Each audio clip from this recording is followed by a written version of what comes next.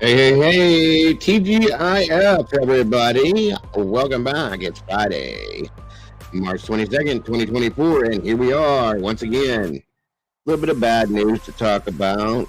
Good in some ways, but bad in the end. Amongst other things, we're going to be looking into, of course, updates on Sebastian Rogers and anything else, and I believe some new stuff we're going to be putting out, guys. And I'm so glad to share it with you, of all people. So, as I always say, let's get this show on the road. Here we go, here we go, here we go, here we go.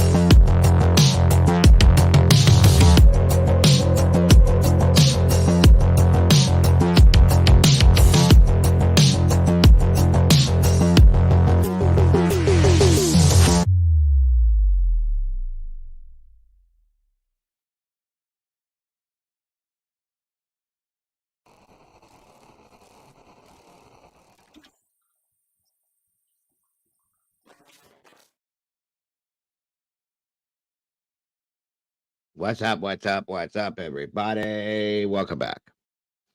It is Friday, TGIF. For all you hard workers out there, the end of the week for most of you. And you so do deserve it. Absolute. And I am grateful. What is going on with my camera? Why do I look like I'm way down here? Hold on a minute, folks. Jeez,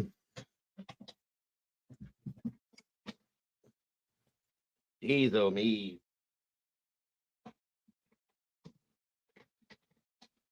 All right. I think one of my grandkids was playing with my chair.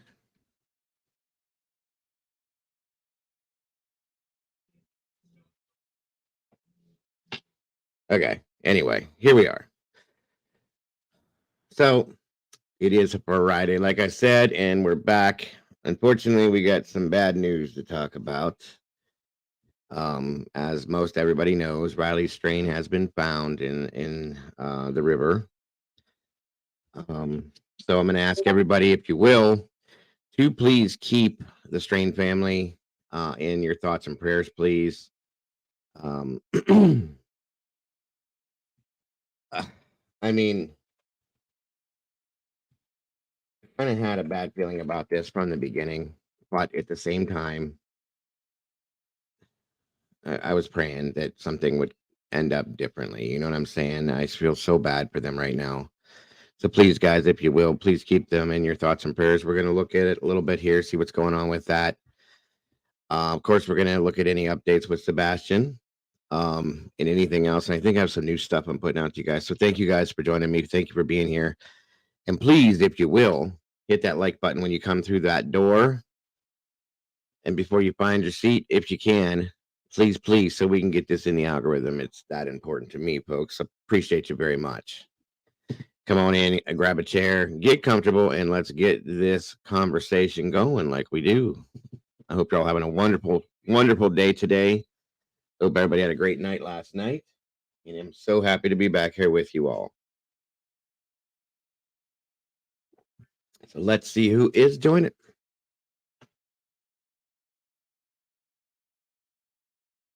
That's different. War Eagle sent me these coffees, and they're all different flavors. It's amazing. That's maple and brown sugar. I would have never imagined that would be good, but it's amazing. So let's see who we got here today with us, joining us on this awesome Friday. Looks like Miss Sunny Days in the house. Good to see you, dear. Thank you for joining us. Victoria, welcome back to you, ma'am. Got Me Stumped is in the house. Welcome back. Of course, the awesome and lovely Miss Wisdom Speaks. Miss Sherry's in the house. Thank you for joining me today, Sherry. I appreciate you so very much. Evie Marie, welcome back to you. Miss Carolyn Miller, hello, hello. Welcome back. War Eagle in the house. Goes good. Yeah, I bet it would. That's awesome. Again, thanks, War Eagle. Good to see you, War Eagle. Where are we at here? Evie Marie, Deborah Thompson, welcome back to you. Great to have you here. Annie Peterson, welcome back. Great to see you, dear. Miss Kells, always a pleasure, ma'am. Thank you for joining us. Lisa Vallejo, same to you. Welcome back. Ro, good to see you. Good to have you here. I'm sorry to hear that. Josie West, always a pleasure. Kathy Gesslin from Minnesota. Welcome, Kathy. Great to see you. I love the new faces. Deborah Adams, welcome back. Good to see you. Mike sounds funny, huh? Hold on. Is it any better? Please let me know. Guys, I need a new microphone. That's all there is to it. I got to get a new mic. I got to stand for it. This one is just old and wore out. I need a new one. Willow's mama's back in the house. Good to see you. Good to have you here. Mark Rail, welcome. Good to see you. Good to have you here. Thank you for joining us today. Again, loving the new faces and the new names. So awesome to have you guys here. I appreciate you all. Please know that our door is always open to anybody and everybody that would be interested in jumping on in here with us. We welcome you all. Let's see if I'm missing anybody up here. Miss Brandy B, always here. Never a doubt in my mind. Jingles, welcome back to you again. Jingles, thank you for the gifts that you have sent me. I definitely appreciate that so very much, and it will definitely help me keep going and doing what I'm doing. God bless. Appreciate that very much. Nat Cat, welcome back to you. Miss Salty's in the house. Welcome, ma'am. Good to see you. Good to have you here. We got to get together. We need to get together. Good to see you. I hope you're having a wonderful day, Salty. Thank you for joining me today, as always. Michael 007, my friend from over the pond. How are you? Good to see you. I did hear that. We'll talk a little bit about that as well. Unfortunately, bad news coming from over the pond. Princess of Wales has the big C, the bad C word. That's horrible. Never want to hear that ever. There she is. Miss Heather Fitzgerald's in the house. Thank you so much for joining us today, Heather. And that goes for all of my amazing and awesome moderators. Thank you guys so much for being here today. I do appreciate you so very much and could not do this without you. That's a fact. Good golly, Miss Molly's in the house, everybody. Thank you for joining me, Molly, dear. I appreciate you. Miss Harsh One, Shelley, True Crime and Nature. Welcome back to you. Good to see you. Thank you for joining us. I said that 500 or 600 times in my head, Josie, the same thing. I wish I would have talked to the officer. That would have changed things so many ways. God. So sad, guys. And at one point in time here, we are going to take a moment of silence and or prayer for O'Reilly and the Strain family here. Once I get everybody in here that's going to be here for the day, I'd like to do that. DS, welcome back. Good to see you. Good to have you here today. Ms. Vicki Harrison, so lovely to see you. Thank you for joining us. But we are going to do that as well. And for Princess Kate as well, guys, because we never like to hear stuff like that. Jenny Jones in the house. Welcome back, Jenny. Good to see you. Good to have you here. Thank you for joining us today. I agree with that, Sonny. I do agree with that. Come on in, everybody. Please, Annie Ruler, good to see you. Hola, hola. Thank you all so much for joining me today. I appreciate you very, very, very much. Doodlebug, there's my doodle. Good to see you, dear. Thank you for joining us. Thank you for being here today. You are. Appreciated.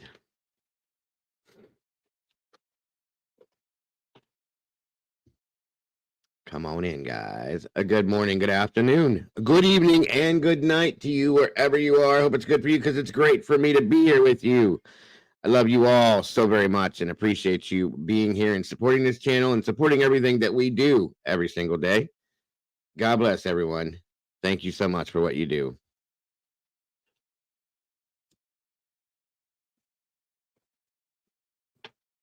Come on in, guys. We got 71 peeps in here and 50 likes. Come on. You know what I'm going to say. Let's make a match.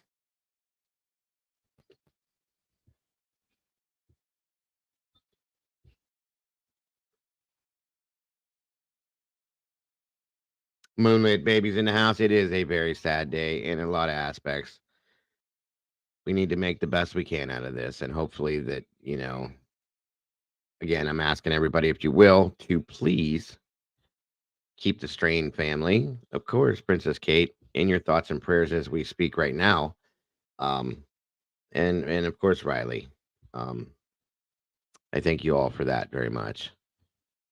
Robert Bell, welcome back to you. Evie Marie. I hope my voice sounds okay. Let me know if there's any audio issues once again. Um, and yesterday, guys, I knew it was coming. I almost didn't make this, by the way. Of course, my wonderful internet went out and we had an outage. Surprise. All night long. That's why nobody saw me back in here last night. But they just cleared it about 10:30, 11 o'clock this morning. Please, please, guys, again, hit that like button on your way in the door. Let's get these likes up, please, if we will. We got 55 going with 68 people. Share this out. Get this out to everybody and anybody. Share it to the milkman, the dog catcher, the neighbor, anybody you think would want to hear about this. Please do, if you will. Thank you so much, all of you. Vicky, I appreciate that. Yes, Ro, 100%. Evie Marie, thank you for that as well. Come on in, guys. Grab a seat, if you will.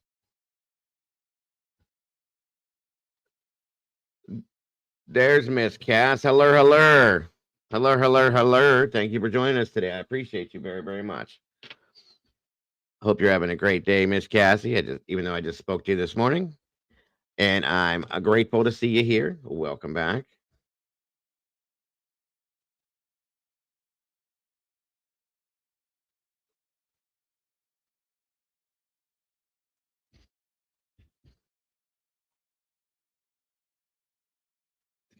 What did Heather just say? The dog catcher. Laugh out loud. I tell Pitbull Potamus it's the doggy police. Right. There you go. Moni's in the middle. Where's she at? She's in here. Welcome back, Moni. Good to see you today. Thank you for joining us. I hope you're having a great day and hope we can make it better while you're in here as well. Yes, absolutely, Miss Cass. No idea, Mark. No idea, sir. I agree. I hope not as well. Thank you for being here, sir.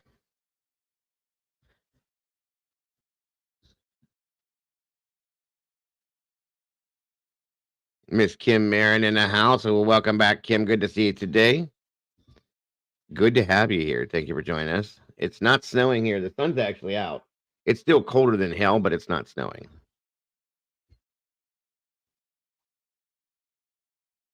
Welcome back, Leo. Great to see you. Guys, please, please, if you will, and I would greatly appreciate it. Noni McPoppins in the house. Good to see you. I didn't see some of you guys. I only see you on the other side. That's weird. Josie West, welcome back to you. Uh open up if you can, guys. Please, please open up all of your gifting down there at the bottom of your screen, a little dollar sign down there that allows you to receive gifts, because from time to time we have a chance to receive gifts from different people as they gift memberships out to join this awesome community here, become a meatball, and jump into sauce with the rest of us. Please make sure you're able to receive those gifts. Lisa Vallejo, welcome. Good to have you here. Good to see you. Miss Dakota, welcome back to you, and happy Friday as well. Da, da, da, da, da, da. Let me see here. Snow coming. Oh, I'm sorry to hear that, Lisa. Again, guys, on your way through the door, please hit that like button. It only takes a second. It doesn't cost a cent. Please, if you will. Truly amazing. Welcome. It's great to see you again. It's so wonderful and awesome to see all these new and amazing people jumping in here, the new faces. I love it. And please, everybody that's been here, please make sure you're welcoming all of them in as we do with open arms and make them feel comfortable. Miss Brandy, hey, I see you. I said hi to you once. Didn't you hear me? You're not listening to me, are you? You had me tuned out. Just kidding. SWTC's in the house. Welcome back, Steve. Good to see you, brother. Thank you for being here. Miss Teresa, thank you for joining us. 5 to 9 inches of snow. Hell no. Winter is over. Thank you so very much. Truly amazing. I appreciate that. And welcome. It's great to have you here. So very good to have you here. Let me see. Shumpton. Livingston County. All right. Hold on a minute, guys. I'm trying to make sure everything is rolling as we're waiting. 70 people with 64 likes. We're catching up. That's a fact. Come on now. Let's make it happen. Well, hello, my dear Brandy. It's wonderful to see you. Give my buddy a big old Uncle Dago hug, if you will. I appreciate that.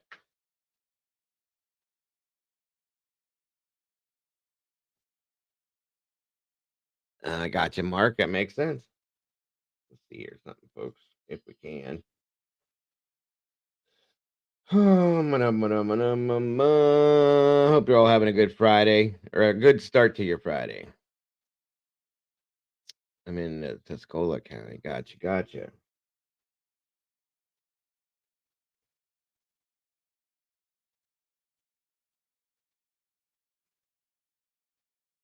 Again, everybody, if you can, make sure that you're open and available to be able to receive gifts so that you can receive memberships when they are gifted out. Because let me see what we got here. Let me see.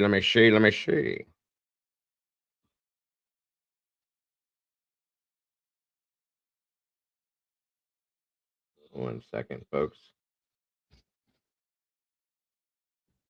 Tell Lumuk to behave. Yes, we love our Lumuk.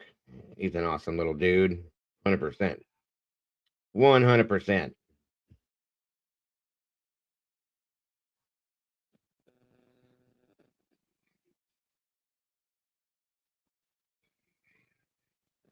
I'd love to know where that name Lumuk even came from, Brandy. Just something he came up with, huh? He's tired. He didn't sleep good, and he doesn't want to take a nap. Oh, so he's in a mood today. Then that's okay. He's allowed to have his moods one every now and again. Miss Sunshine's in the house. Welcome and thank you for joining us today. You are appreciated.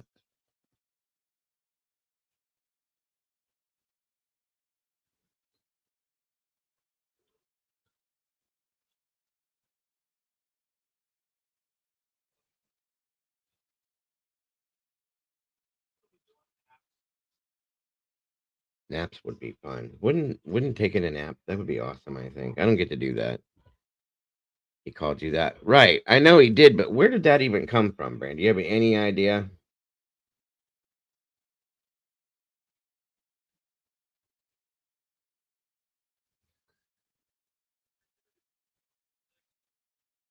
Nope. I don't get to do the nap thing.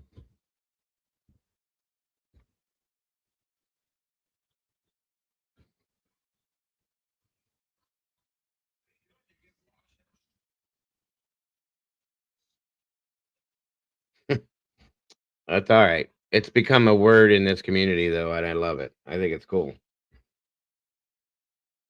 A lumuk. You are a lumuk. That's better than swearing, I guess. All right. We got 5 new memberships going out for the True Crime Cafe. Looks like Dahlia was gifted. Tracy with an E. Miss Julia Dunn. Corey Turdia. Miss Carrie Persula. That's so awesome. Congrats. And welcome back to the sauce. And if you're new, then welcome to the sauce. It's wonderful to have you guys here. That's on me. Thank you all for being in this community and being part of this community. We do appreciate you so very much. There you go.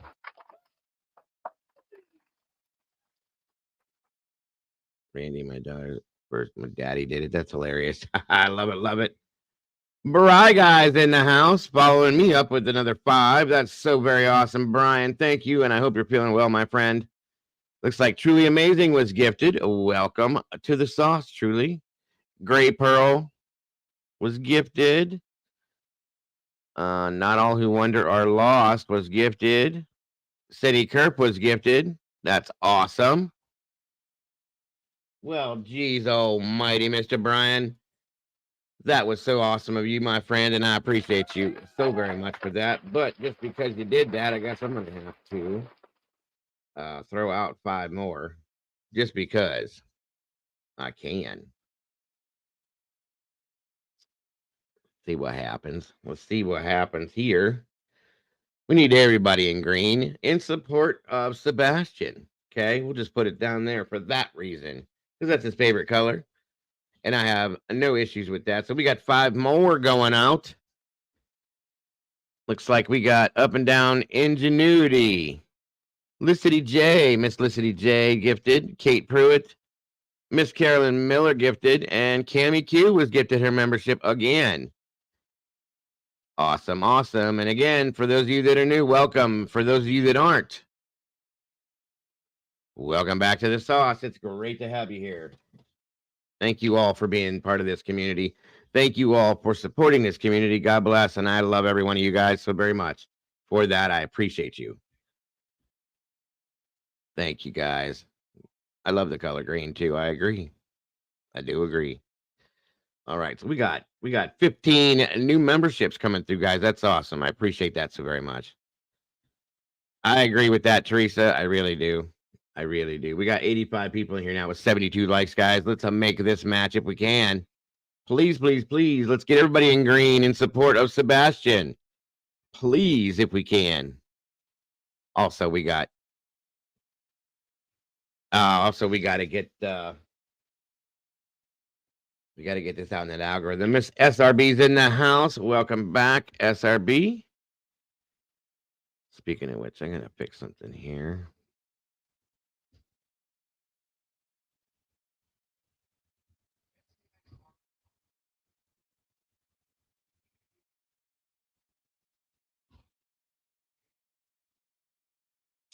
Are you kidding me, Mr. Brian? Again, 5 more memberships. What is up with that, Brian? Thank you so very much. Harsh One, Shelly True Crime gifted a membership. Tammy Pauly gifted. Megan was gifted. Combat Vet Price and CL all gifted new memberships to the True Crime Cafe. Welcome back to the sauce, all you awesome meatballs. I appreciate you so very much, Brian. Thank you, brother, very much. And again, I hope you're feeling well. Welcome, welcome, all of you. That's so awesome. We got 20 new members in the house, folks. How about that, y'all? I did not see that, Noel, and welcome today. We'll have to look into that when we can, guys, for sure. Give me one moment, everybody. I'll be right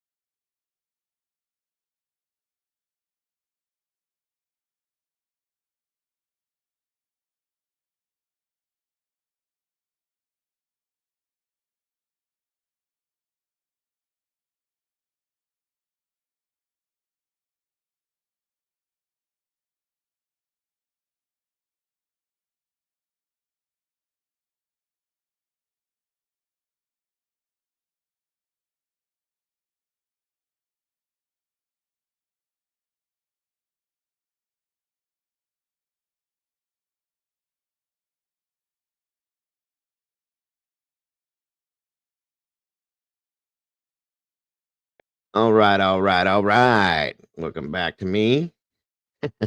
And looks like Miss SRB gifted 5 new memberships. Gene Anderson gifted. CZ was gifted. And where'd they go? Jen Burris and Jeremy. All gifted memberships. And welcome back, SRB. Where did Miss Cass go?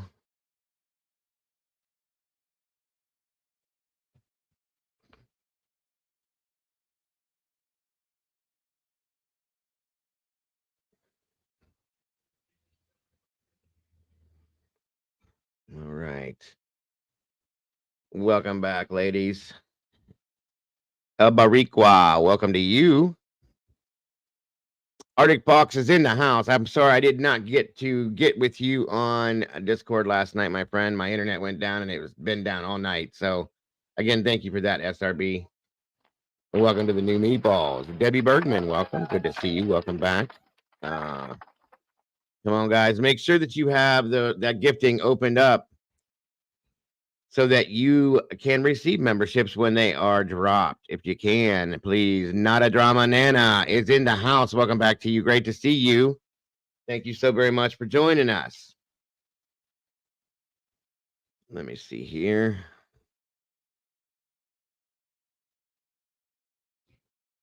Come on in, everybody. Grab a seat. 95 people with 80 likes. Please make that match if you can very soon here. We're going to get started, guys. I was just trying to wait to see how many people I got in here because I wanted to do something before we did anything else. Let me see here. My internet is horrible, Arctic. Horrible. Do not ever, if you know anybody that goes with Optimum, no, if they don't have a choice. Oh no, what just happened? Did we get 5 more memberships dropped? Yes, we did. Miss Debbie Bergman, T, NFT, Simply Solo, and Holly are all new members of the True Crime Cafe. Welcome to the sauce, folks. And congrats on becoming a meatball. It's great to have you guys. Thank you so much for being here and supporting this channel like you do. God bless everybody. That's on me. Much love to you all. Got to get back a little bit here and there. You know what I mean? I'm sorry to hear that, Brian. I'm sorry to hear that. We got 98 people here. We got 84 likes. Guys, let's get this in that algorithm. I'm getting ready to get things rolling here. And make some things happen.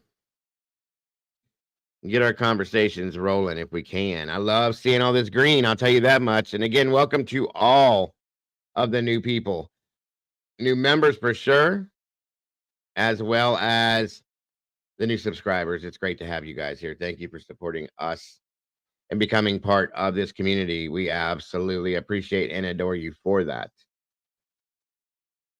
Very much. Very, very much.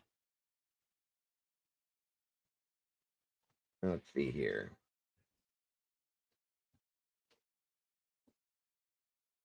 All right.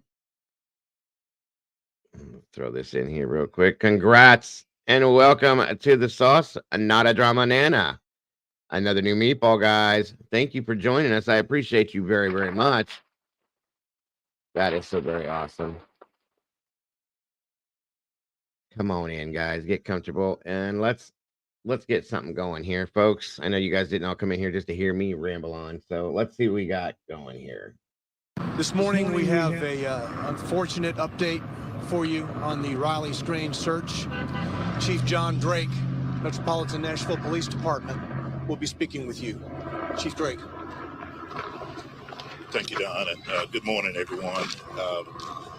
This morning around 7:28 a.m., we received a call from a worker on 61st Avenue at a company that adjoins the Cumberland River that had been searching for anything that would pop up on the river, especially looking for a Riley Strain if he would surface here.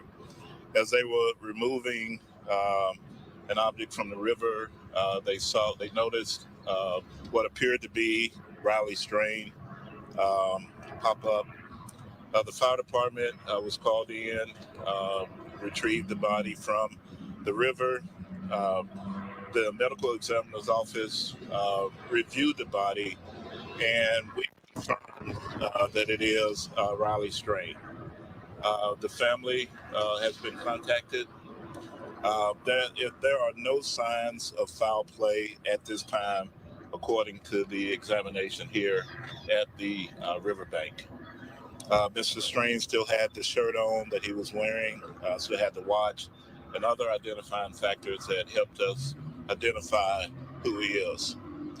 I want to say to the family, my heart and prayers go out to you all for this very unfortunate and tragic incident.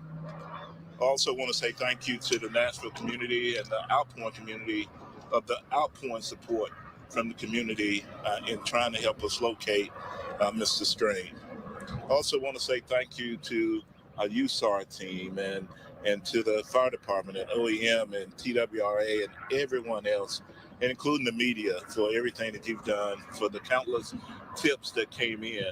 We received nearly 200 tips as of yesterday that we were vetting out. So at this time, the family's been notified.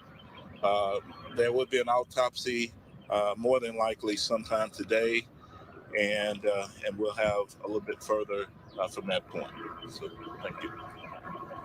Can you tell us, is there any other additional evidence that points you to the theory that it seems like you've been going after for a while now? It's just that he fell into the river, accidentally?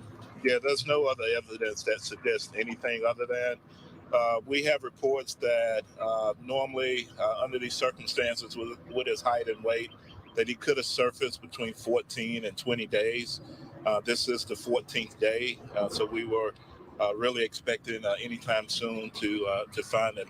In fact, our search teams was going to put in the water here this morning and then search from this point further down. So we were in the right spot. It's just unfortunate, but there's nothing to suggest anything other than any foul play at all. You said that these were crews that were actually looking for him that found him? Yes, that's so the workers typically on the river, whether it's barge companies, concrete companies, all the businesses that actually are on the river, and they look routinely. I agree with that, Arctic. It's kind of sad that happens. As they moved, I believe, a barge, and don't quote me on that. They removed something from the river, and as they moved it, they noticed Mr. Strain, so and called it in. Typically work on the water. They weren't necessarily search crews. Right. Yeah. Okay, thank you all. Thank you. Thanks. All right. There it is, guys. It's very sad. Again,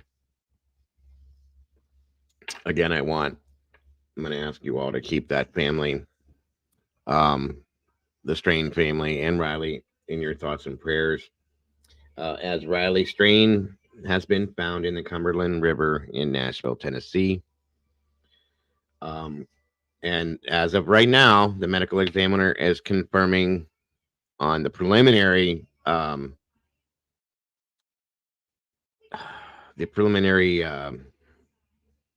my Lord, it's checking out the body, guys. I don't know what happened to my brain this morning. Anyway, that there is no foul play as of yet. Now we're going to be waiting on an autopsy, of course, and a toxicology report to come back. And I pray there was nothing. It was just a horrible accident. Because I've been so worried that this case falls into place with what I had been following before with the happy face scenario that we saw, because it sure fit that description to me. The MO is the same, and I'm just worried that had something to do with it. Unfortunately, I know this is a horrible thing to hope for, but I hope that it was just a very horrific accident that happened. And I'm just I feel so sorry for his family and his mother right now, especially. I mean, it's just horrific. I'm glad that they have answers, but they're not the answers that they should have at all. Unfortunate. We got 96 people in here, guys. Let's Let's make sure we're hitting that like button on the way through the door if you can. We got a birthday we got to catch up on too here in a few. For those of you that didn't know, thought he was going to get out of it, I think, but it's not how it works to me. So, unfortunately, we got some bad news today. But it is an end result to not knowing anything. They got answers and some closure, I should say. It's just a very sad, sad ending. I really do wish it was more and better than that.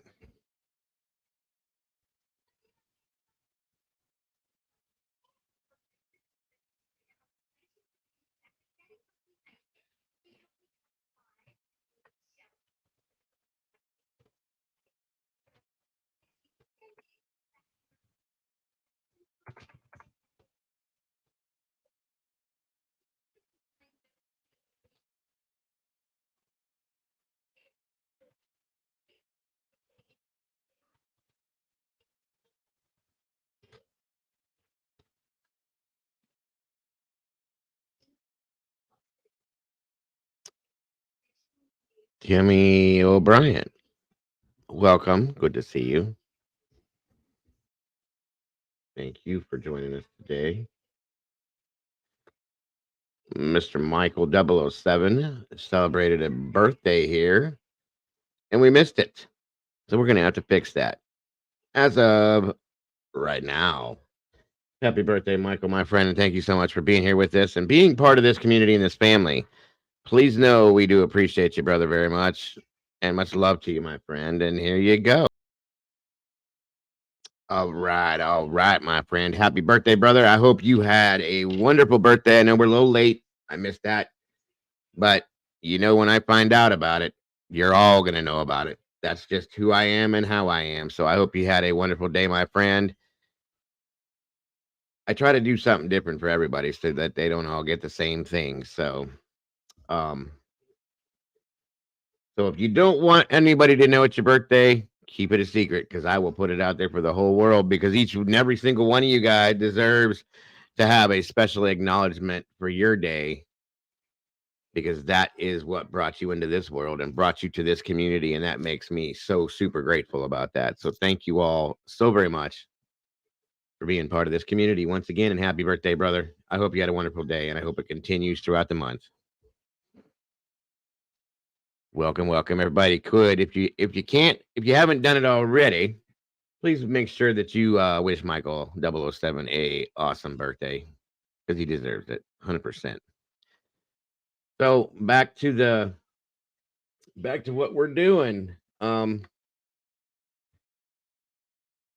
Guys, like I said, it's bad news, but at the same time, it's a bit of closure for his family, and we got some answers. Say what you Arctic says I'm safe for another year. I just had mine on the second. Don't tempt me, bro. I'll do it. You can ask these people. I will do it just because. If it's days and days away, like you said, people usually get off lucky. But if it's just a couple days, you're gonna get it from me one way or another. So yes, you're safe for a while, my friend. You're safe.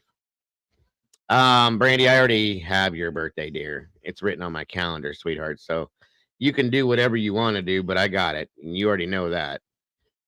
And that goes for all of you awesome peeps here. I'm trying to get some of you guys, I have them memorized. How about that one? I pay attention, you guys. When you guys aren't around, I wonder what's going on. I pay attention. I try to. Yeah, I'll catch up with you too, SRB. Don't worry. I agree with that one, Debbie. Going back to Riley's situation, I said that from day one. There should have been. It's a fraternity, first of all. There should have been some kind of buddy system going on. She says, I feel, and I'm sorry for saying this, I feel they should have should have had the buddy system, and then maybe Riley would be alive 100%. And don't feel bad, Debbie, because it's a point and it's a fact that needs to be put out there. It's something that needs to be looked at from this point on, especially. There's nothing we can do to bring Riley back at this point, unfortunately. But being the fraternity, what it is, they need to look at this and go, okay, at this point, we cannot allow these things to happen in the future. So we need to stick together and cover each other, which is something that should have been done in the first place. But we'll figure this out. Don't play with me, SRB, because I'll do it just to spite you. Haha. How about that one? And don't forget that your awesome daughter is part of this team too. And I don't know, she might just tell me when it is. I don't know. Yes, JC, he was found in the river, as where most people thought he would be. So again, it's a very sad ending to this story, but it is closure. Oh, really, Miss Cass? See, told you, SRB. That's funny. My daughter-in-law's birthday is the day after Christmas too. That sucks. Anybody that has their birthday on Christmas, the day before, the day after, or even in that week, that's not cool. That sucks, especially when you're a kid. That is not cool at all. Absolutely, Michael. Absolutely. Again, I think we got 99 people in here now. Guys, here, I'm going to take, really, Shelly Steer. See? Trying to hide things from me. Trying to hide things from me. Here in a few moments, guys, we're going to go ahead and take a moment of silence. Let me see here.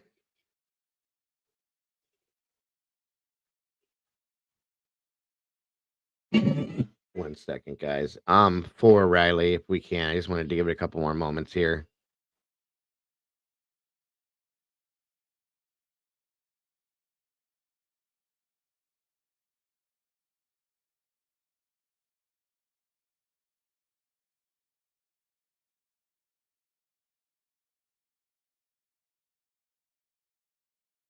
Well, that's a little bit of a delay, but not far enough for me.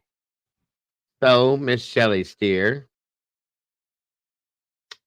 happy belated to you, my dear. Thank you for being part of this community. We love you and appreciate you so very much. So, happy birthday to you.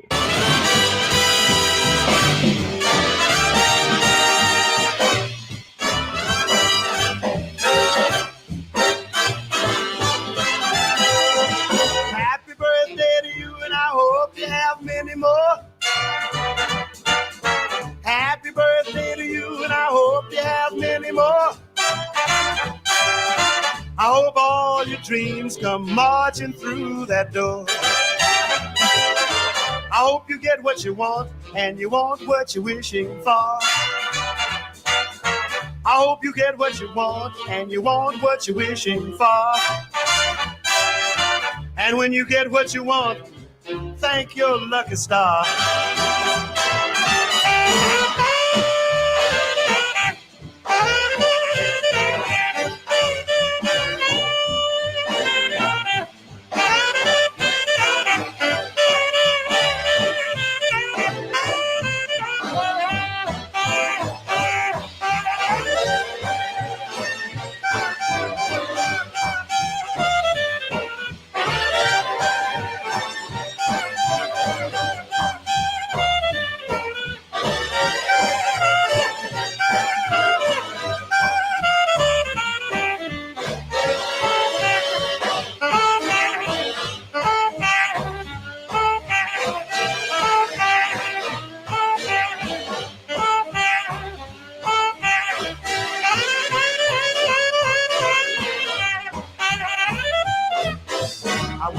Health, wealth, and happiness too. So this birthday boogie is just for you.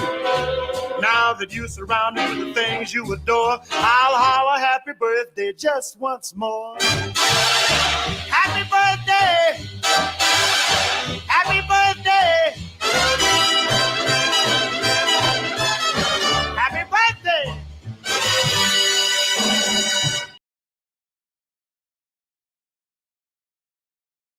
There you go, Miss Shelley. I hope you had a wonderful birthday. And I hope it's gonna be a good year for you. Oh, I don't care about the copyright, Michael. It's worth it for you guys. And that one's a good one because I love Snoopy and Charlie Brown and all that. So I figured I'd throw a little bit of everything in there. So happy birthday, Miss Shelley. Michael, don't hide them from me, folks, because I will figure it out. Just telling you. It's very important to me that you guys get that acknowledgement because you guys are important people. So um welcome, LA. Good to see you today. Thank you for joining us. We covered the presser already. I'm pretty sure that was the press conference. Unless there's another one coming. Um, let's see here.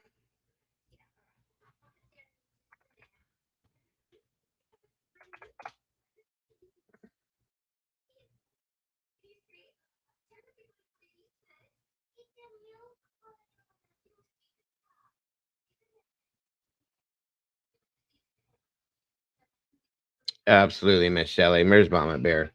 I think Mama Bear's probably going to be joining us here shortly too. So that's what I heard as well, Michael, which makes that even worse. Gotcha, Carolyn. I heard there may be something that comes up at 2 p.m. Tennessee time, so it should be coming here soon if that's the case, and I'll cover it, of course. Debbie Clark, Cooter, welcome. Good to see you. Well, they were supposed to have one at 2 p.m. Parents, I think they will just put out a statement, right? All right, let me see something here.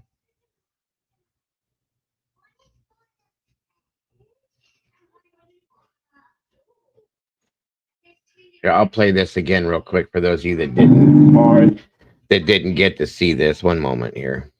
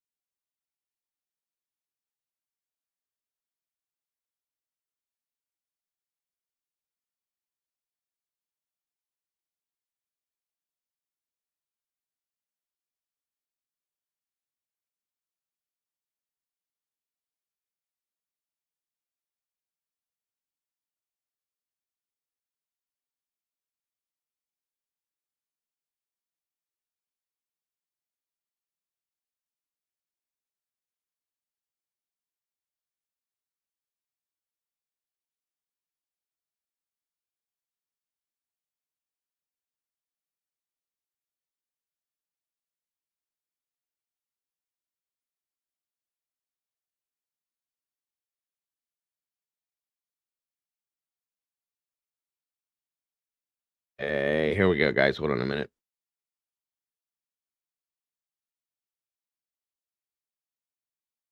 And I know some of you guys saw this already, but there's quite a few people that just popped in that haven't seen this. So I'm gonna play this again real quick for them. And prayers go out to you all of this very unfortunate hard, and prayers go out to you all of this very unfortunate and tragic incident.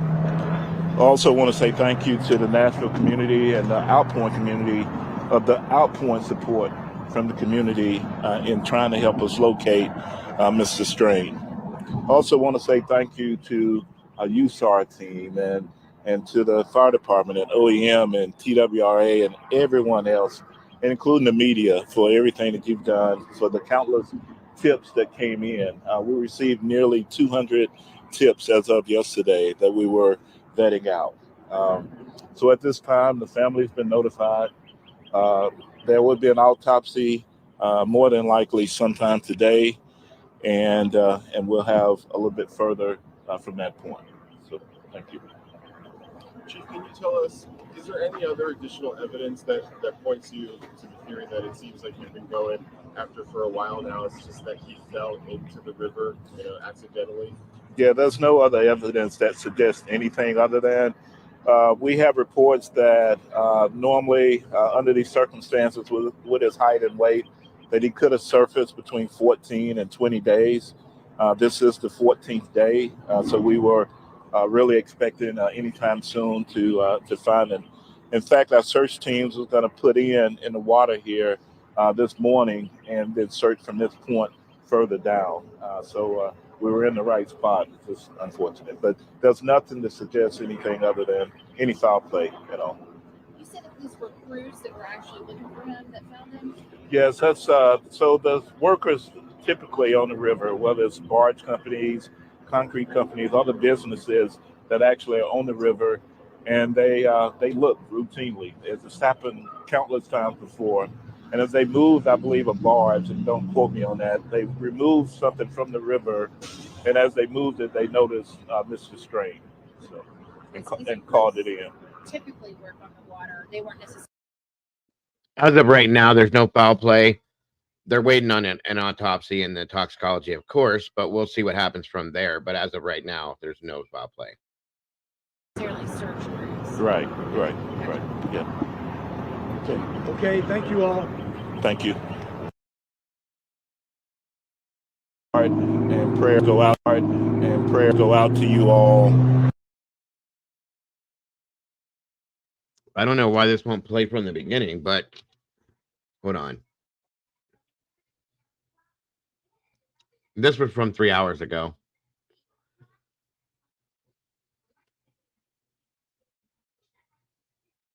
One second here. This morning we have a. Okay, here we go. This is it's reset now. Sorry. This is from 3 hours ago. This was the law enforcement presser. My understanding is that the family wants to say something as well. So we will hopefully find that one when it pops too. Yes. A lot, Michael, actually. A lot. I've had a lot of water recoveries. They're not fun. But I've dealt with these a lot, truly. So Unfortunate update for you on the Riley Strange search. Chief John Drake, Metropolitan Nashville Police Department, will be speaking with you. Chief Drake. Thank you, Don. Good morning, everybody. welcome, Greg. This morning around 7:28 a.m., we received a call from a worker on 61st Avenue at a company that is Welcome, Groot. Good to see you guys. That had been searching for anything that would pop up on the river, and especially looking for Riley Strange that would surface here. As they were removing objects from the river, they noticed what appeared to be Riley Strange pop up. The fire department was called in, retrieved the body from. Don't die. I've been talking about this for a while. That's classified within the happy face murders, okay? And I'm still curious, okay? That's why I want to know what toxicology brings back, as well as the autopsy, because I am still.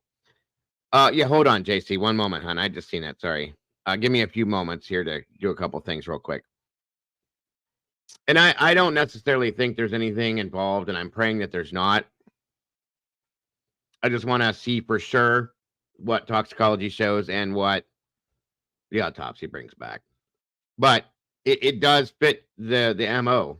And that's what I said in the very beginning.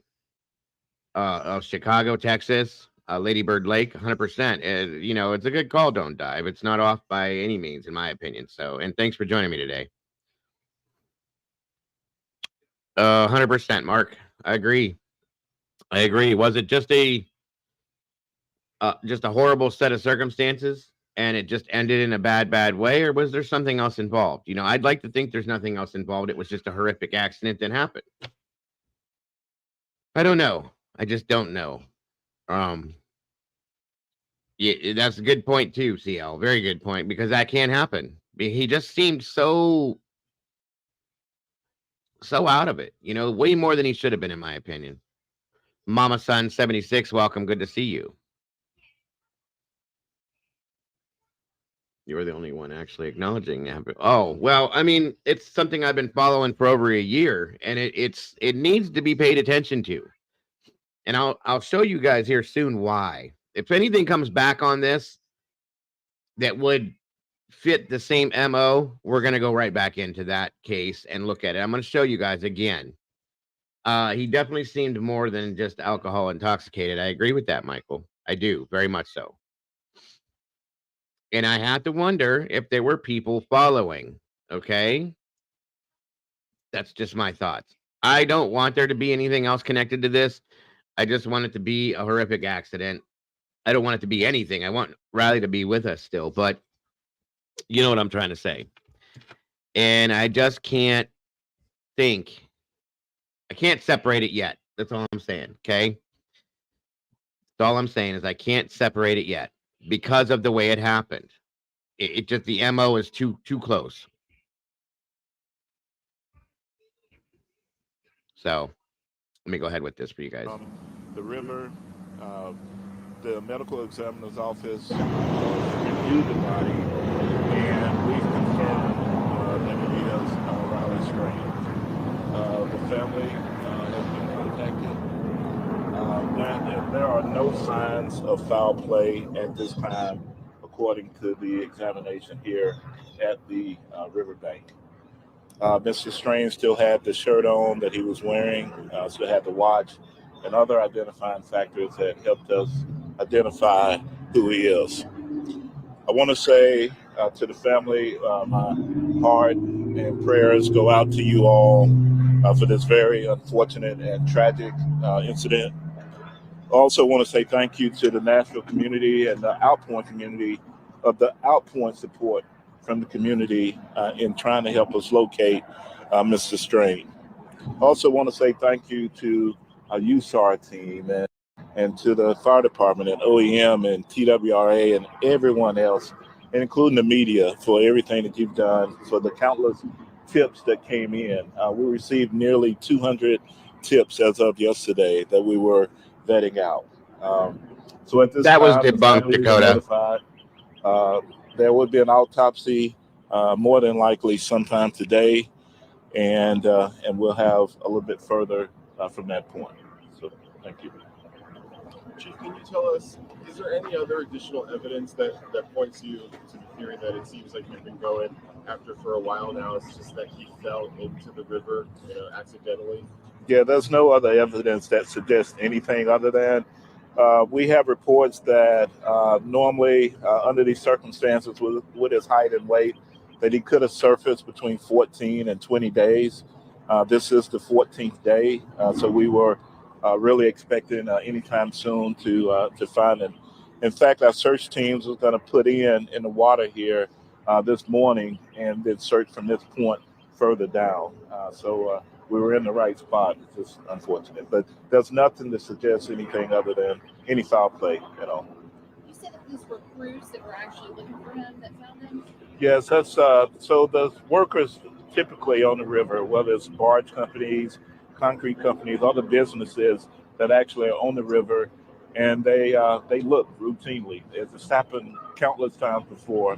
And as they moved, I believe, a barge, and don't quote me on that, they removed something from the river, and as they moved it, they noticed Mr. Strange, so and called it in. Annie, you're welcome to any opinion and feeling you have in here, always. Everybody, that's for anybody that goes in here. As long as you stay within the lines of common sense, and logic, and you don't victim shame, everybody's welcome to their opinions and feelings about anything without being attacked for it. Please feel free to speak with your mind about what you think at any given time, please. Welcome, Thomas. Jara is welcome. And thank you. Typically work on the water. They weren't necessarily search crews. Right. Yeah. Okay, thank you all. Thank you.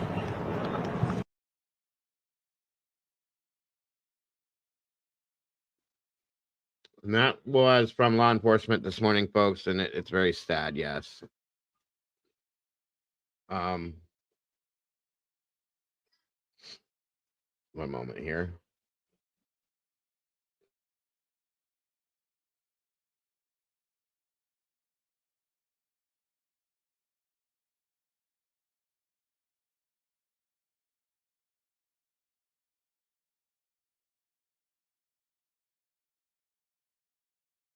All right, there's a link, JC, if you wanted to jump up here, hon. You're welcome.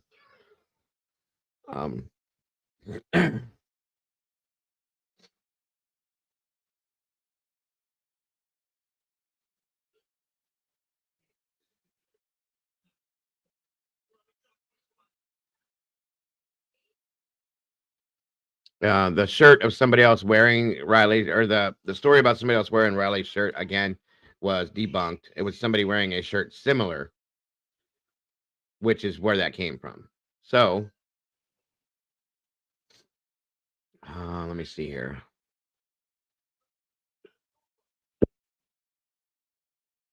There she is.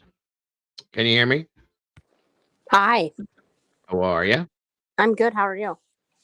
I'm wonderful. Thank you for joining me. No problem. So I just want to point out, and I think I did in chat, but I did hear the officer the first time he said that there was no foul play. As of right now, yeah. He said at this time. So that Right. I think the autopsy will be very telling. Yeah, it's going to be what's going to give the answers that I think the autopsy as well as the toxicology are going to give the final answers. And I just want people to know that autopsies can come back, quicker, but toxes kind of take a while. Oh, 100%. This could be 6 to 8 weeks before anything at the minimum. You know what I mean? Yeah. So, yeah. So yeah, 100%. But, absolute. It is sad. Like I said, the one bar had stated that they gave him 1 drink and 2 waters. Okay. But remember something, folks. We don't know where Riley was before that.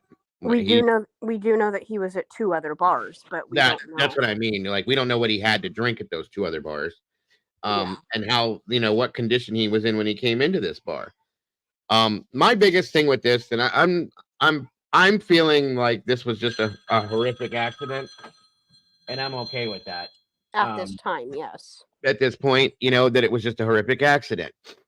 If something comes back from the toxicology or the autopsy that says different, I'm going to be leaning back towards the other case that I have been covering, the Happy Face situation that has happened all over the states, with almost the exact same MO, because I've been following that from the beginning, and I can't let it go. Every time I see something like this happen, it makes me go right back to that. So yeah, that's all I'm saying as far as that's concerned, until we do get some solidified evidence that something else could have been involved. That's all. Yeah, and that's the thing, at this point, I don't think it is anything more, guys. I really don't. I don't, because I think it was just that the kid unfortunately had too much to drink. Or was slipped something. And that's possible too. But he should have never, the biggest part of this whole thing that could have made this not be what it was, is that he should have never been left alone. He should have always been with a friend. I'm sure there's going to be all kinds of wild conspiracy theories. Hell, people are still trying to make 100%. 100% Arctic, 100%. So, welcome, Golf Inspector. Guys, we don't need to make this any more than it is, until we need to make it any more than it is. Like I'm saying, it's not healthy to build it into something without having any evidence to prove it at this point. Like I said, we don't know. If they come back from the autopsy and say this is that and this is that and that this was in his system, then let's talk about it. Okay. You know what I mean? Let's not waste our time for it. On that. Yes, Jane Doe, he's been found. So at that point, that's when we look at it that way. Other than that, we have so many other things we could put our time and our energy into until that point. So, and I do agree, Michael. That's a big thing I said. I wish that Riley would have walked over to that police officer and said, "Hey, can you help me? I'm lost." And the officer would have realized the condition he was possibly in, and maybe arrested him for public intoxication or taken him somewhere safe. we wouldn't be sitting here having this conversation. He'd be home with his family. But it didn't happen, unfortunately. And I'm not blaming the officer. I'm not blaming Riley. Riley probably saw him and it was a threat to him in some ways and backed away. The officer was in the midst of doing an investigation on something else, so it's not his fault either. He didn't know. Okay. The only thing I blame this on, honestly, is the bar for allowing him to leave on his own without saying, hey, somebody please go with him, or without holding him there in some way, which you can't really do to try to make it safer for him. Instead, they threw him out because of an interaction he had, my understanding. And I don't think that was a smart thing to do.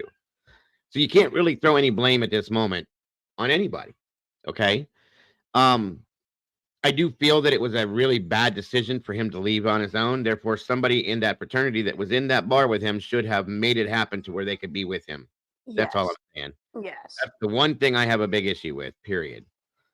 I'm not throwing specific blame on anybody in particular. I'm just saying that could have completely changed this situation and avoided all of this, you guys, and we would still have a very young life that never got to get started here with us still. Agreed, Michael. The fraternity needs to be, they need to look at this and make some changes all over the world with these fraternities, period. There's multiple things that they have, that they do, that come out of this scenario that I just don't like. Fraternities have made changes, but some fraternities still need to make even more, I guess. I agree. Because And they're out of control. They're out of control.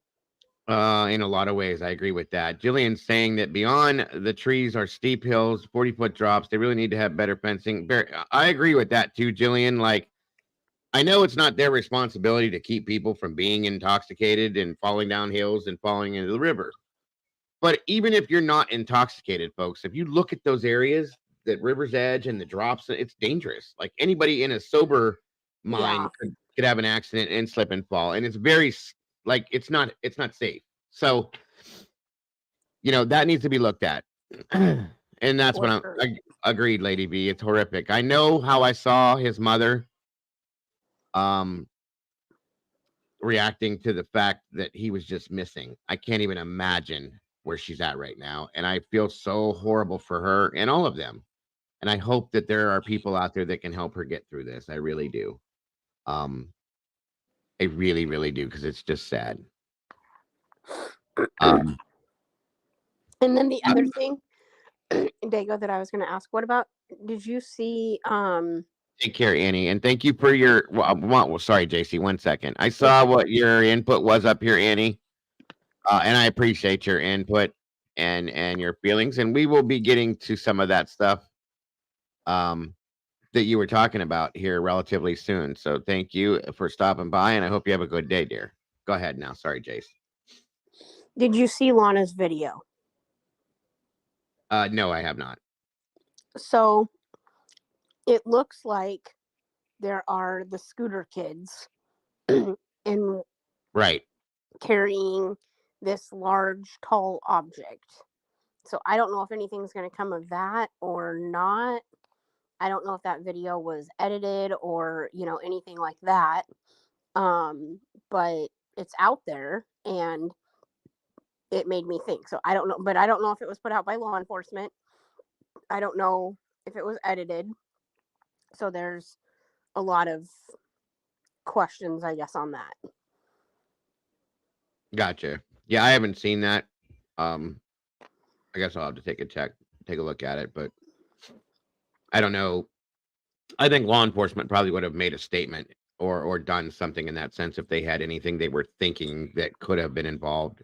That's would what have I'm thinking. Admitted to foul play, right? So, because if it's on surveillance, they're gonna, you know what I mean, like. Well, there's a lot of those cameras that we've seen him on downtown. Mm-hmm. Are police cameras they're linked into the police station. So in turn, you know what I mean? I'm sure they've looked through those like crazy. That's my opinion. But so like I said, at this point, in my mind and the way I see it, it was just a horrific accident. and I'm just going to leave it at that until they come back and give me something different, if they do at all. So That's my main. That's what I'm going on as well. yeah, and that's where, like with CL, I'm at this point, I'm trusting law enforcement because I think they were pretty. I mean, they were on this, from the beginning. In Yeah, my opinion. Medical examiner, and of course his family. So, I'm going to go with that until they tell me different. That's all. And like I said, I understand, Robert. I respect your opinion, bro. I do, 100%. Absolutely. That's your opinion, and I respect that, as will anybody else. We need to respect each other's feelings and opinions on this. No, people think differently, guys. It's okay. We're allowed to do that, as long as we're not harming anybody with it or anything else like that. There's nothing wrong with thinking that way at all. I will me personally, I'm going to wait and see if anything comes back from, medical examiner, autopsy, and toxicology, and then I'll go from there. I mean, at this moment, like I said, I'm just sticking with it was a horrific accident, and I feel horrible. Welcome, Gina. Good to see you, dear. So, but moving forward, guys, I wanted to show something to you that I thought was kind of interesting. I caught up with last night, and it's in relation to Arctic Fox. For those in the Nashville area who would like to attend, they're holding a vigil in honor of Riley tonight at 7:30 under the Gay Street Bridge. Thank you for that, Arctic, and thank you for the super chat very much, my friend. You didn't have to do that, but I appreciate that. And that is anybody that is in the Nashville area or within, a close distance. If you're interested, 7:30 p.m. under the Gay Street Bridge. There will be a vigil for Riley. I think that would be awesome to show support if you can get to that. And again, thank you for the info, Arctic. I appreciate that, brother. Very much. Guys, I wanted to show you something in relation to the Melanie Sodto case that came out last night that I thought was quite interesting. And again, wanted your guys' opinions as always. So what you guys think about this. Once we go watch this, I'm going to ask you guys to, of course, put your feelings out about it. So let me know how the audio is and what you think. Melanie Sodto. Oops, sorry. I should probably show it to you, huh? That would help.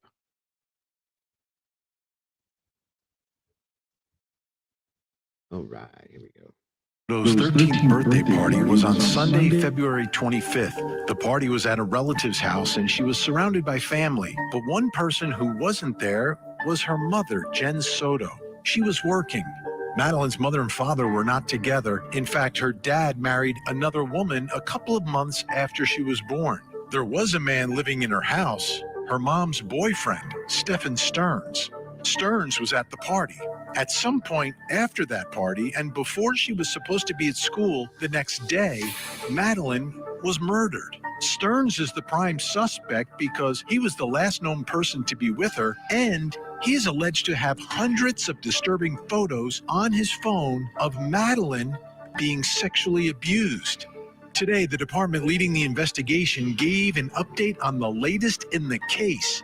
Tonight, we'll look at that information and see what it means for Madeline's mom. How close are investigators to an arrest and the determination of cause and manner of death as we continue our investigation into the tragic life and death of Melanie Sodto. I'm Vinnie Politan. Thank you so much for joining us tonight.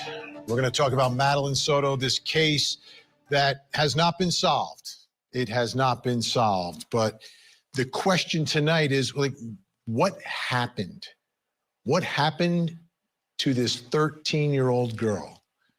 Just turned 13. What happened to her? Where was her life taken, and how was it taken? Two extremely important questions that I don't think any of us have much clarity on. When we look at where, many people thinking the home, maybe the car, or maybe somewhere before she came home from the party, right? You look at the timeline, there's only a few potential places. To me, the top of the list is the home, second, the car. Today we got a big update from the chief. Now, remember, this case, the investigation is being led by the Kissimmee Police Department.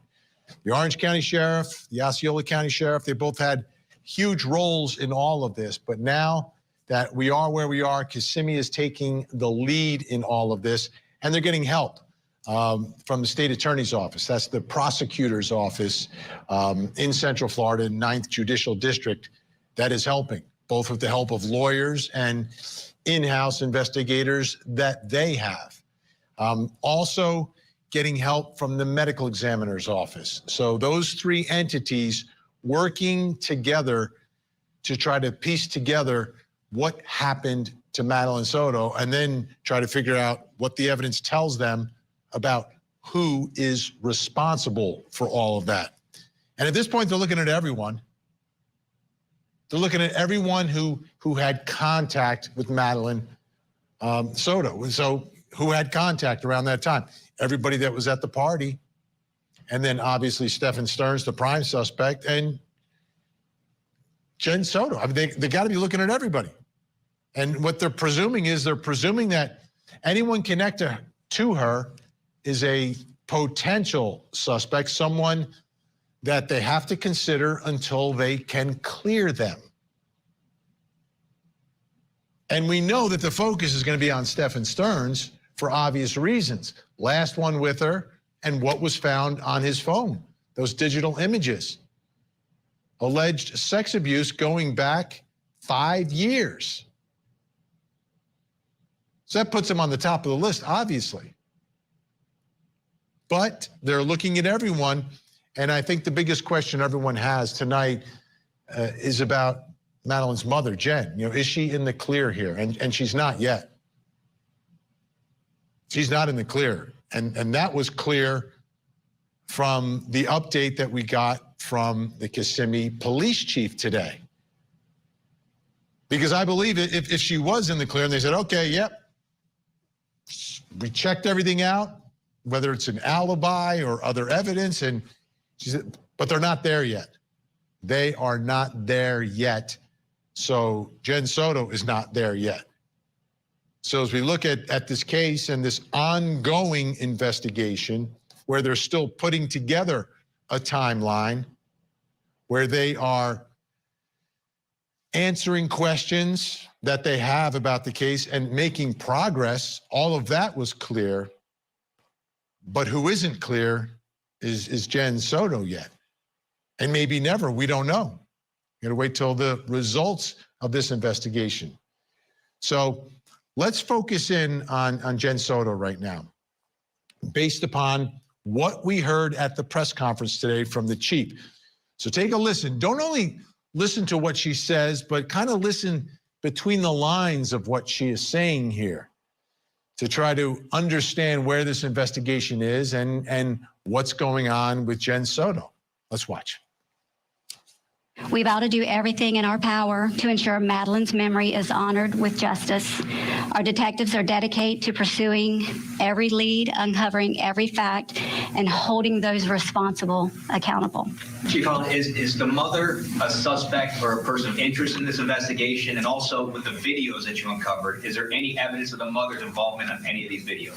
So everyone that was close to Madeline is considered suspect until we have proven otherwise. Chief, can you tell us if Stephen Stearns acted alone in all of this? We're still uncovering all the evidence. I don't want to speculate whether he was or not. We will wait until. I don't know if you guys know a lot about body language and about unpreempted answers.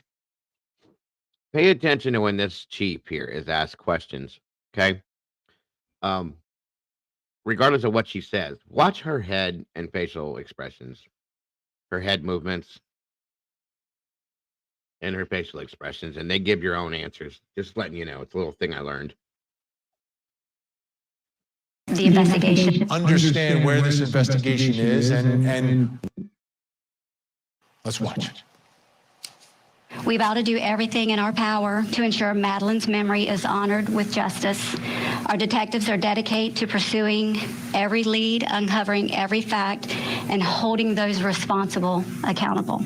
Chief Holland, is the mother a suspect or a person of interest in this investigation? And also with the videos that you uncovered, is there any evidence of the mother's involvement on any of these videos? So everyone that was close to Madeline is considered. Did you guys see that? Watch your head. Suspect until we have proven otherwise. Chief, can you tell us if Stephen Stearns acted alone in all of this? We're still uncovering all the evidence. I don't want to speculate. Again, I'm telling you that means something. She's shaking her head no at that point as she's saying, no, he's not alone. And before she was doing this, people say I'm crazy.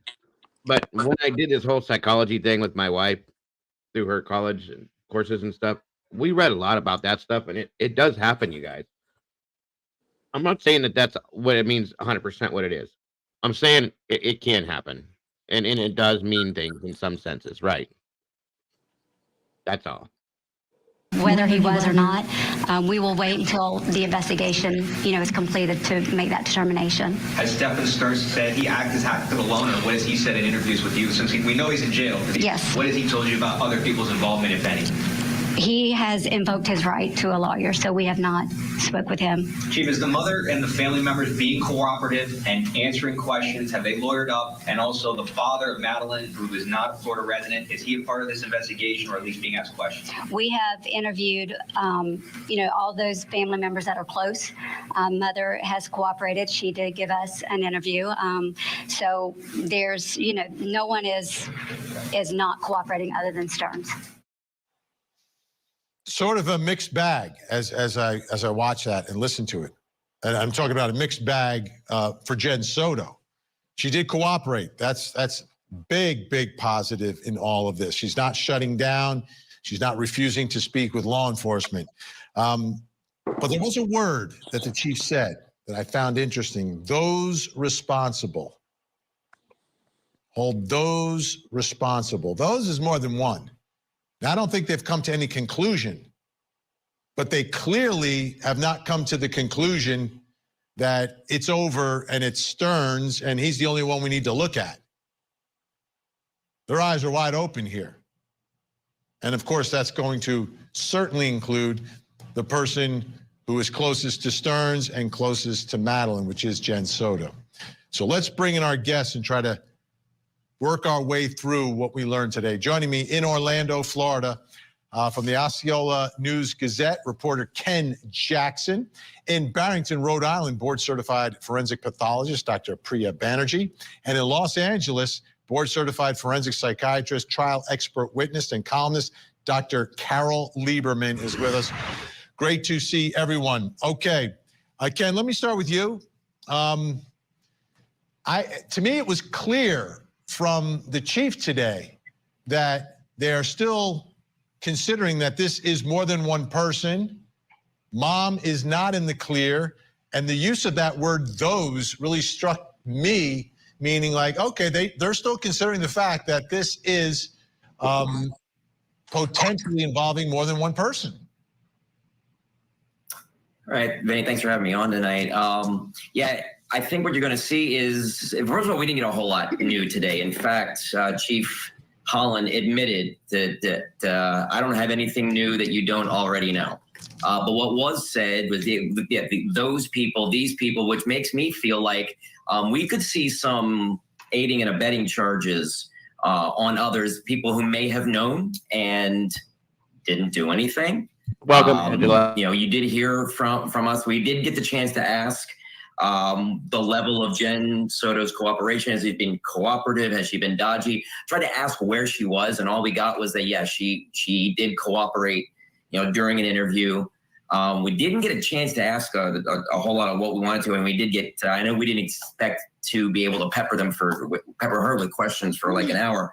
I did want to ask, if we can account for that period from 8/19 when Stephen Stearns drove away from the apartment complex with what they presume was Maddie in the car to the afternoon where his car is seen on Old Hickory Tree Road in the area of where the body was found. And also, something we were all going to ask was that, do we have any indication that Stephen was involved with distributing any of those images or the videos that the investigators found to hit him with the 60 charges with the possession of child sexual activity and the lewd and lascivious and such like that?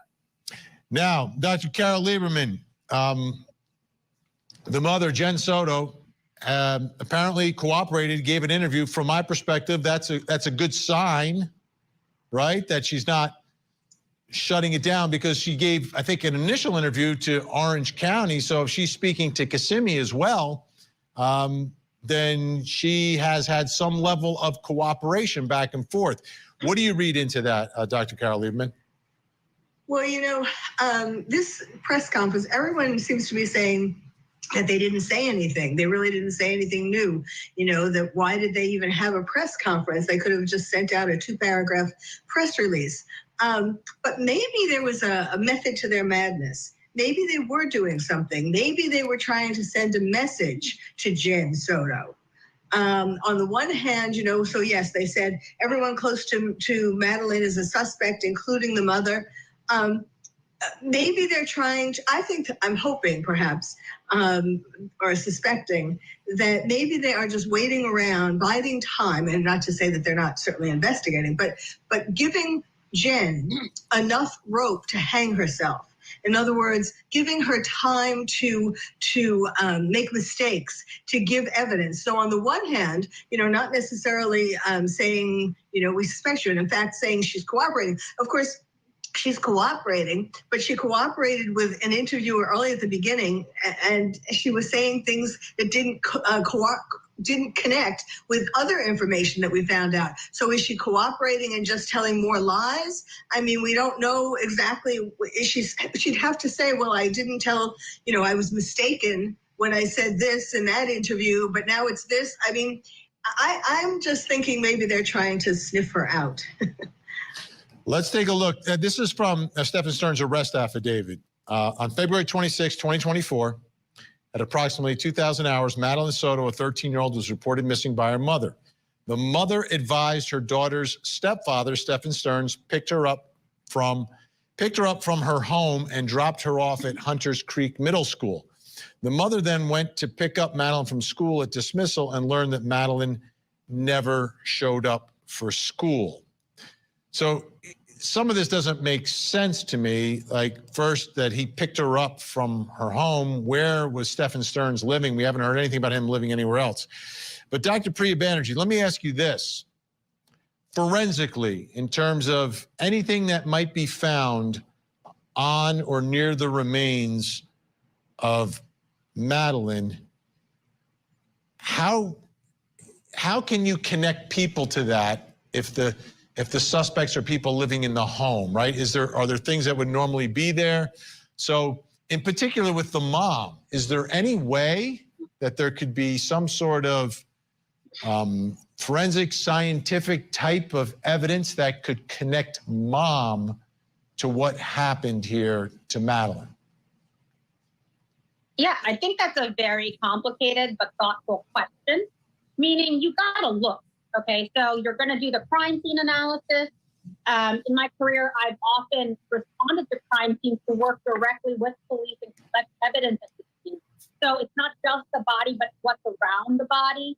And then at autopsy, I'm sure they've done extensive DNA collections from the fingernails, the sexual assault kit. And as hard as that is to talk about a young girl, and as the mother of a young girl, that's the harsh reality, especially given the context of this other crime. And so that's going to be for the suspect potentially. Now, the mom, I think a lot of it's going to be on the inner, inconsistencies, as my other colleagues have mentioned. And, she's going to share 50% of her DNA with mom. So I think it's possibly less forensic, like DNA related or fiber related, and more connecting her injuries or wherever her, what the investigation shows to the mom's story. Gotcha. Yeah, it is tough when it's a family member and it's your mom. Let's put this up on the screen. This is from WFTV from March 5th. Documents show that the girl's mother told deputies February 26th that she saw her daughter getting dressed for school at 8 a.m. Monday, and Stearns then took her to school. Like, the reason that doesn't make sense to me, Ken, is it's almost inconsistent with the other story that he told her or he picked her up from home. Like, if she sees him getting dressed, where is he and where is he coming from and why is he picking her up? And all this, like, Ken, her stories, like, don't match each other logically. No, and she did give. I know she gave multiple interviews to a couple TV stations around here, and you've got slight differences in those interviews. And then we have the investigative information from Orange County that they have Stephen on camera at 7:30 or thereabouts a.m. Dumping her backpack and laptop in a dumpster in the condominium complex, and then 8:19 he returns, and they presume that she's in the car with him. And we've gone on before, that kind of flies in the face of, well, I saw her at 8 a.m. getting dressed. And we know that middle school in Orange County starts at 9:30.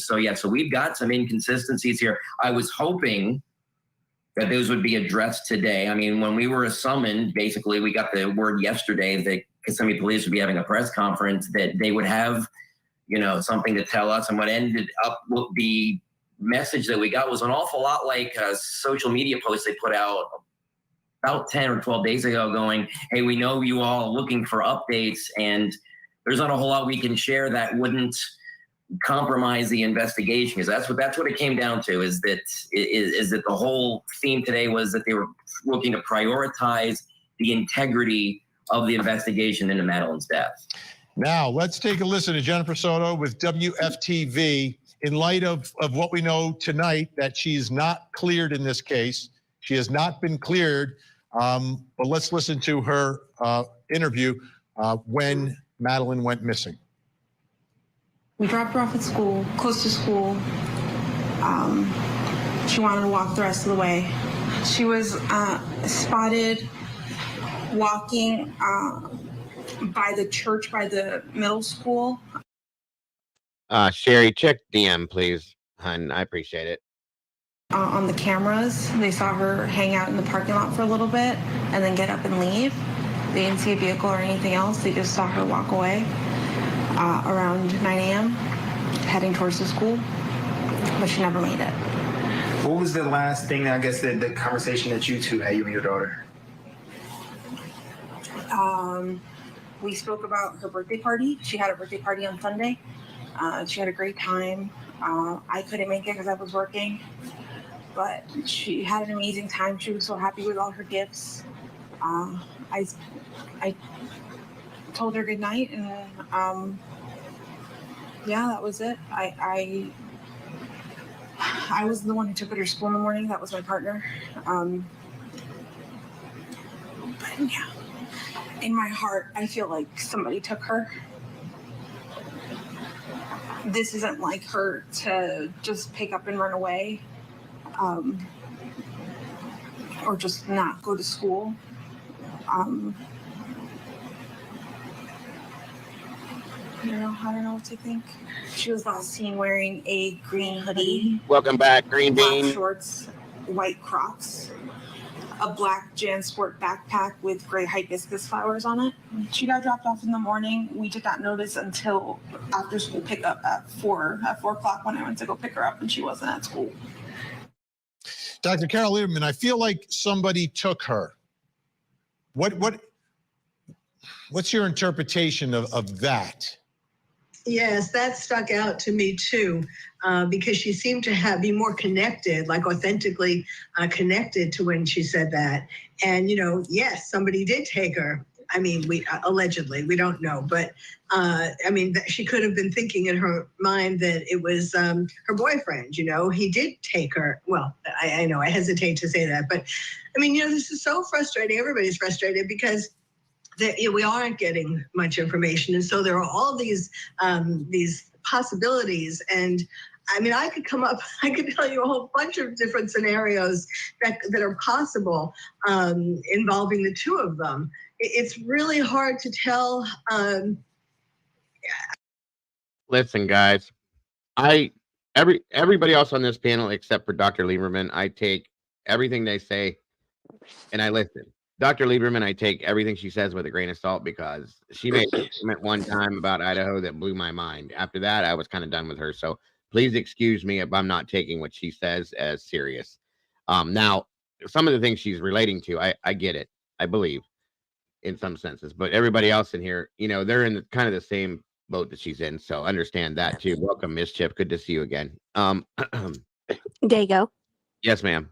do you think, and I said it in chat, but do you think that when she said, I think I'm thinking in my heart that someone took her, do you think that she's trying to deflect? No, I don't even think that's deflection. I think that my opinion, and I'm nobody to, you know, I'm not law enforcement, anything like that. It's just my opinion. My wife's as well. We sat and watched these interviews 100 times easy, folks, and analyzed it all the way around. My feeling is that that's a narrative she's trying to build. Okay. I feel like that could be part of a narrative she's trying to put together. Now, Yeah. in my wife protecting him. It can go both ways. Yeah.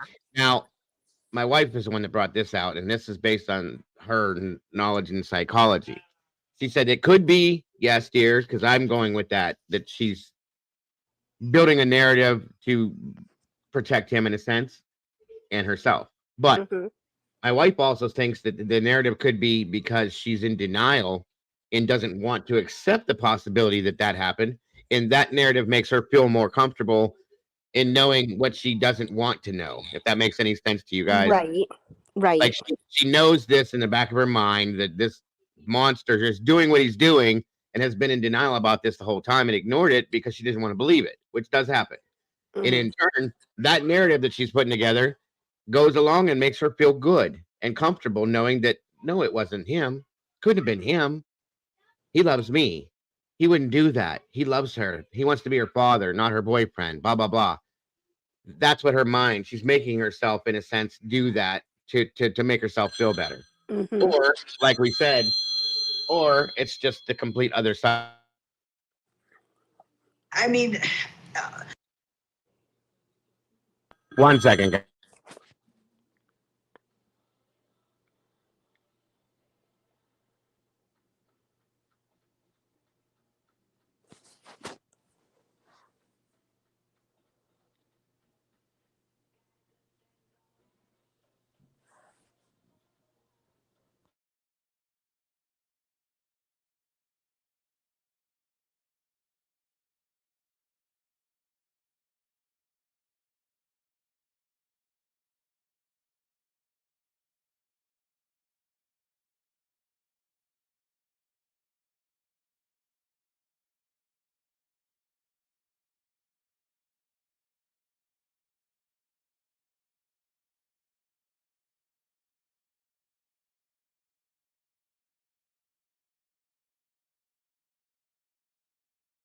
I'm sorry. Go ahead, JC. Were you saying something? Can you hear me, Jace? No, I wasn't. Oh, okay. I'll go ahead and keep this going in. It's really hard to tell what the right answer is because you could interpret things. I mean, for example, there are things online. I don't know if these things are true, of course, but there are things online about that the party was at her grandmother's house. And so that adds all kinds of possibilities. So, for example, did the mother say goodnight to her in person at her home? Did she say goodnight to her on the telephone when she was at the grandmother's house or somewhere else? That's one of the examples. Yeah. We've got more to cover, though. What about the medical examiner report? The chief talked about it today. We'll talk about that. Plus, coming up next hour.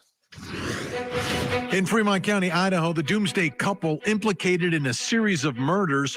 Lori Daybell has already been convicted in Idaho and sent to Arizona for another murder trial.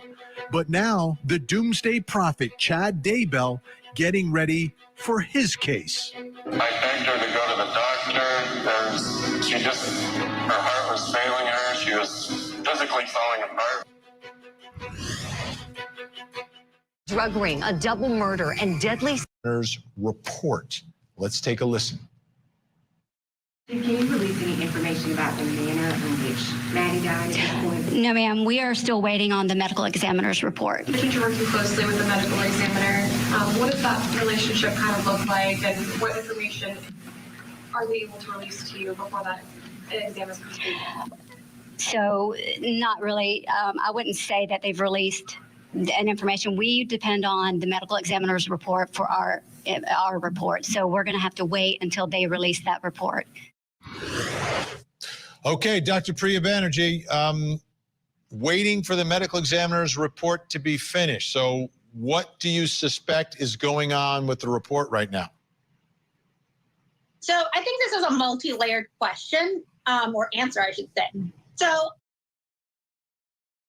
Yes, I did. I remember that, Mischief. I actually addressed that last week or so, I believe. And again, another issue I've had with this scenario, but it is what it is. Not we can do to control it, but it is what it is. when I've been involved in complex crimes that are high profile, there's constant communication with the police. So, she may be waiting for the final report, but that's not to say that what is known from the initial autopsy and as test results come in aren't shared. That's probably, incorrect. I would expect that my colleagues are working very hard and going to share whatever and whenever they know it. Now, things take time, right? So anything of the sort, like DNA that we talked about, even if it's collected at autopsy, that analysis can take time. Toxicology, as we know from other cases, it always takes time. It's not a rapid 24-hour test, even if it's accelerated. And then you have the analysis of the body. I mean, it's quite possibly that she wasn't in perfect condition, given, there was days until she was found. And then you really want to get the full analysis of the injuries themselves. So that may require analysis under a microscope, x-rays, additional help. I mean, I'm being very broad, but it's to be complete, So there's sort of preliminary findings that are often shared, and then they're all finalized in the report. And you can't issue a report until everything's in.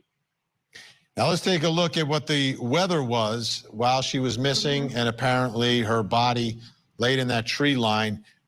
77 degrees on Monday and sunny. 79 on Tuesday, had some wind. 84 on Wednesday. 79 on Thursday, and back over 80 again on Friday. So it was some of that warm Central Florida weather that we love so much, but not the greatest for remains that are left out there. Ken Jackson, let me ask you about this report. We know Florida has the rule. By the way, we're going to be touching on Sebastian's case today as well, guys. Just hang on here. Let me get through this stuff too. That protects the release of autopsies of minors. Thank you, Brandy, very much. The new law that was passed in 2023.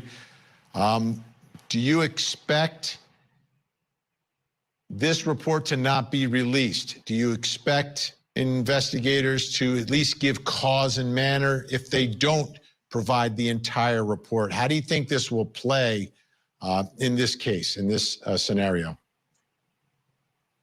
Sure. I do expect that we'll get what would be a partially to heavily redacted report. I can shed some light on the medical examiner's office.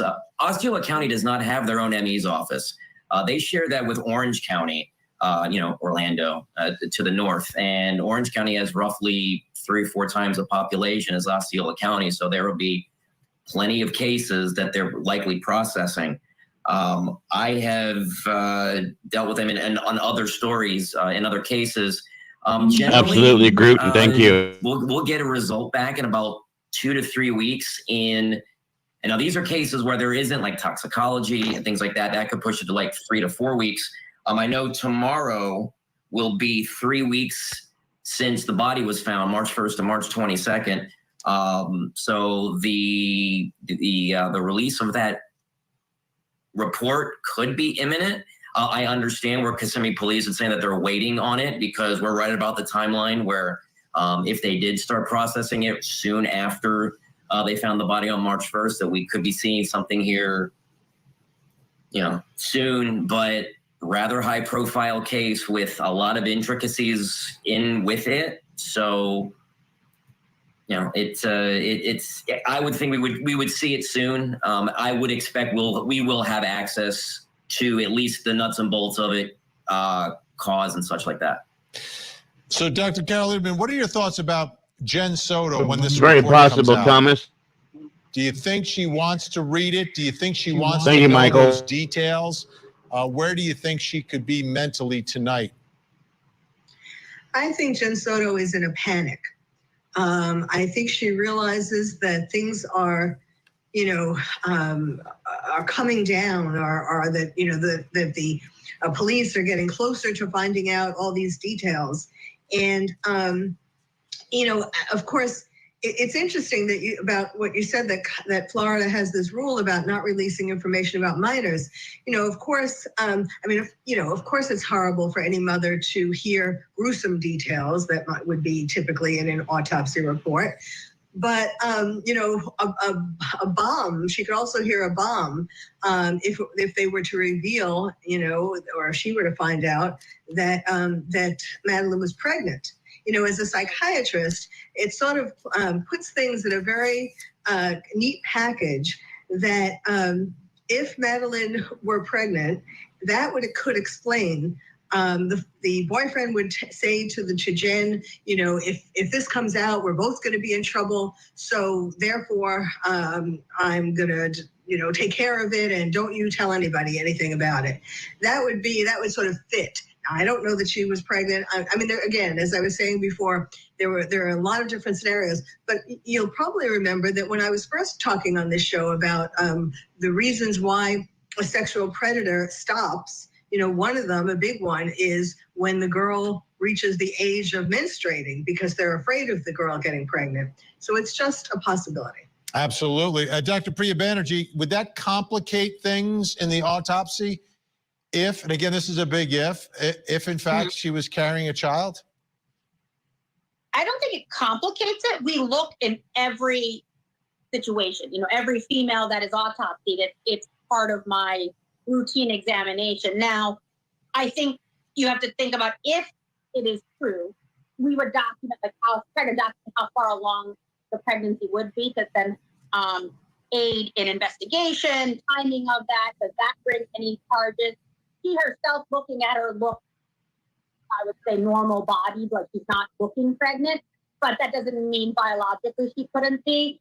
Again, all very critical, and anything, to go back to your initial point about DNA, anything, if she was pregnant, any tissues from that would be very essential to an investigation in linking a suspect. So all of that is like going through with a fine-tooth comb, which is what the autopsy is. You gather everything you can, and then send it out for analysis, and then collect all the data and assimilate it into the report.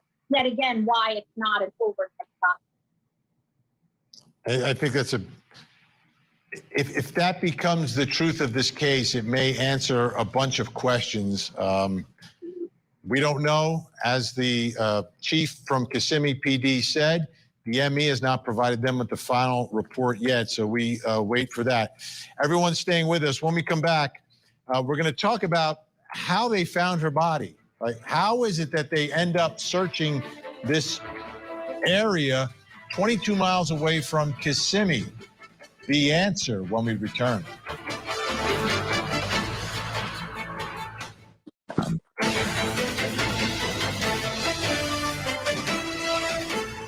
The Kissimmee Police Department, along with other law enforcement agencies in Central Florida, continue their search for Madeline for the next several days following her disappearance, and we turn to the public for help. During this time, our investigators combed through a significant number of tips, and on March 1st, we received information placing Stern's vehicle in a rural area of St. Cloud, where ultimately Madeline's body was discovered. This is why publicity in these cases is enormously important. Publicity, the more we talk about it, whether it's on television, on social media, on the local news, the more we talk about it, the more people hear about it, the more people will provide information that they have. If no one was talking about the case, this tipster may not have known that they saw something important, but they absolutely did. And it may very well be this man who posted, Thomas Carey, who posted on Facebook, who said, I gave the pictures to Osceola County law enforcement as they started their search, and they found her where I said I saw him. Crime Line told me I did not have enough information, but Osceola jumped right to action. Thank goodness for the Osceola law enforcement and Kissimmee Police Department. I saw him around 1:20 on Monday on Old Hickory Tree Road, pull over on a roundabout that has a cargo shipping container. He was in on the right-hand side heading towards Harmony, that's the name of a town. He was wearing a green, light brown hat backwards. I didn't see anyone else in the vehicle. He was outside the car at the back left tire with a tire iron. Looks like he was changing it, but couldn't say for sure. Well, we know there was the spare on the back left of this tire. By the way, Cody Thomas, our producer, was down there and went to the spot where this tipster says he was. Now, just across the street here in this area, this little divot off of Hickory Road, is where a witness online describes where he saw Stephen Stearns kneeling down, changing a tire that morning, February 26th, when Maddie Sodto went missing. Now, you can see it's just a little gravel divot, a lot of flat land back here, private farmland.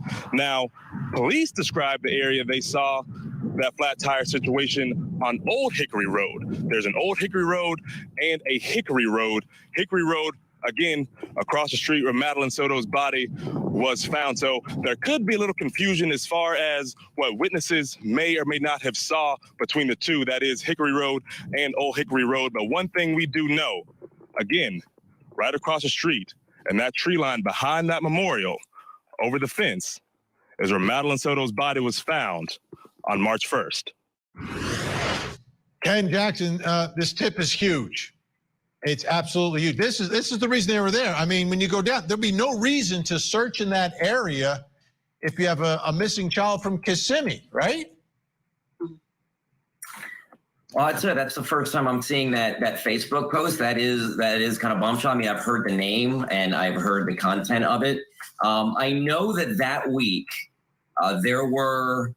there was law enforcement looking in about 4 or 5 different locations. There was one in South Orange County. There was one closer to St. Cloud. You had Orange County Sheriff. You had Kissimmee Police. You had Osceola County Sheriff's Office were the ones that made the discovery on March 1st. I have been by that site once.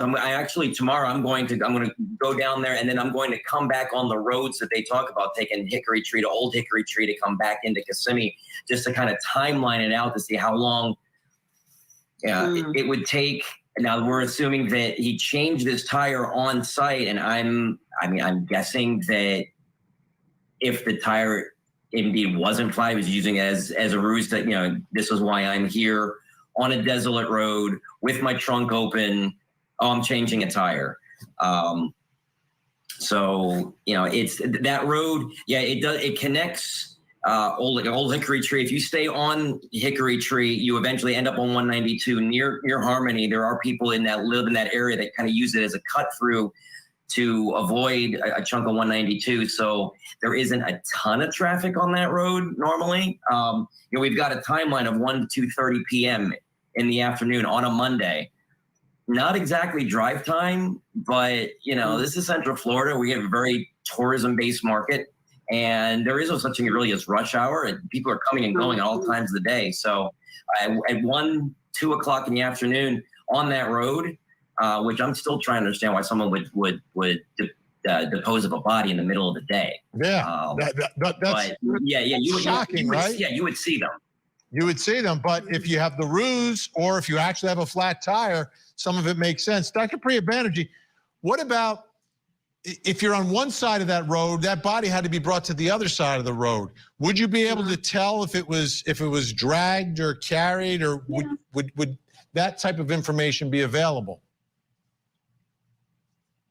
That's a great point. I think dragging, yes, because there's gravelly surfaces, there's different texture surfaces there. I don't think carried, because it's just, he's carrying her across the road. There's no like surface trauma inflicted on the body. So I think you would see the debris if she was dragged in any way, but then that also raises a big amount of suspicion if he's, someone sees that. So let me ask you this, Dr. Priya Banerjee. Yeah. If he's carrying a dead child, if someone was driving by and saw that, would it be obvious that the child was dead, or could it look similar to a child that might be sleeping? Well, I mean, she's not a young child, right? She's not a baby or a toddler being carried. So I think her size, she's basically my height. I'm 5'1", so she's not, I mean, that's petite for an adult, but not usually hidden for a dead body. So, if she was dead by then. And so I think I think being carried is not going to inflict trauma, but it's going to be recognizable. She's in this grown man's arm. Why is it basically a teenager being carried? And that would be unusual. I think you would think that there was something wrong, and you would pull over and see if they needed help. Or, exactly. Yeah. Right. I think a natural reaction is But to keep say, your hey, gun by you okay. just in case. Dr. Carol Lieberman, we have about a minute left here. What are your thoughts about this particular area? Do you think that it was, would someone plan to do this, or could it be that it was an actual flat tire and he saw an open gate? Well, I think that, first of all, the man who owns the property shouldn't feel guilty, about the gate being open, because the boyfriend would have found a place to leave her somewhere. I mean, it wasn't she was already dead, presumably, and in any case, there are tons of places he could have put her. So it wasn't just because the gate was open.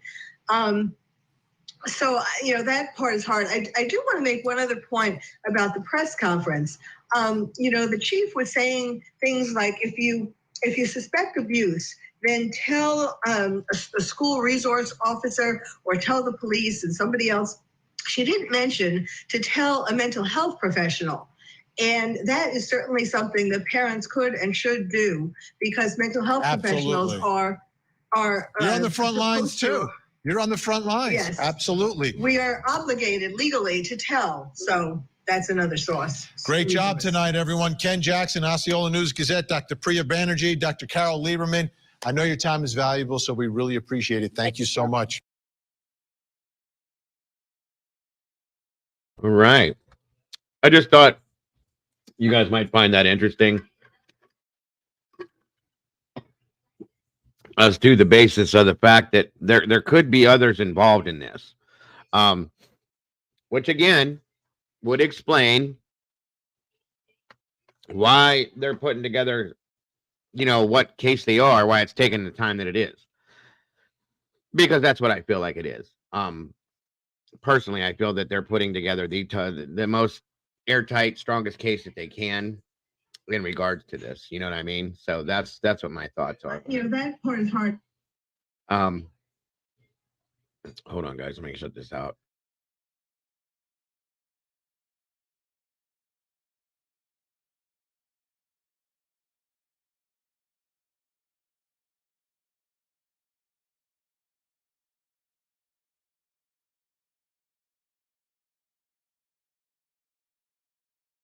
You still there, JC? I am. I'm going to drop off, though, because I got to get ready for work. So. Okay. Well, thank you for joining me. Appreciate you. Yep. I'll listen and chat. Sounds great. Don't work too hard today. I won't. Thank you. All right. Thank you. Bye. Bye-bye.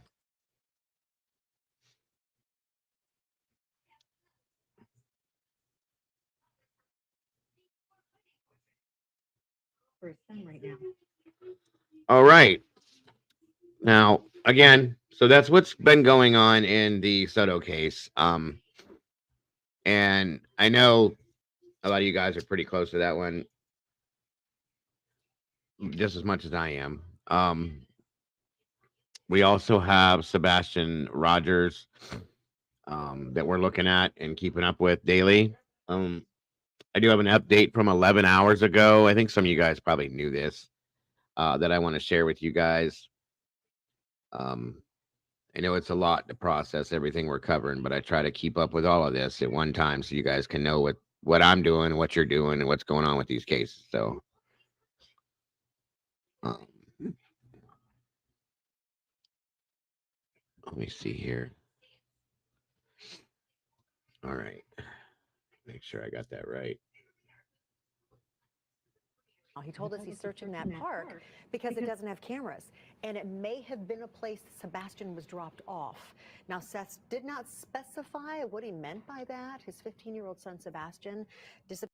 We got a small update on the search for missing teen Sebastian Rogers here. Today, his father, Seth, told us here at WSMV that he's at Natchez Trace State Park. Victoria, Kaylee had been found quite a while quite a ways back. Kaylee, are you talking about Kaylee Kinder? That was Brandy's niece. She was found. I reported that to you guys the moment she was found. If that's what you're talking about. Yeah, she was found 2 weeks ago. If that's what you're talking about, hon. Unless there's another Kaylee that I'm not sure of. And if there is, I have no problem reporting it at all. But yeah, Kaylee Kinder had been found safe and sound, was home with her family. Everything's good. Oh, Caleb. Yeah. Caleb Harris. Absolutely. It's okay. Gotcha. I just seen you said Kaylee and I'm thinking Kaylee, but no problem. Yeah, we will look. That was the new one I was going to throw out here, a little more info on today at the end of this. So gotcha. No worries. Thank you, Victoria. Searching for his son right now. He told us he's searching that park because it doesn't have cameras, and it may have been a place Sebastian was dropped off. Now, Seth did not specify what he meant by that. His 15-year-old son, Sebastian, disappeared February 26 and has not been seen on camera since. A few weeks ago, crews scaled back the search for the teen after days went on without a trace of him. The Amber Alert for Sebastian is still active, and authorities are hopeful he will be found.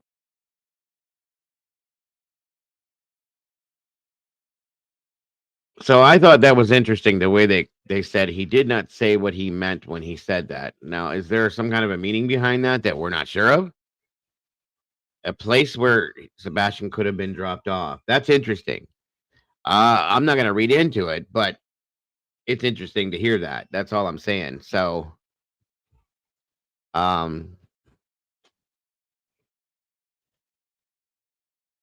will check into that again, Debbie, to make sure.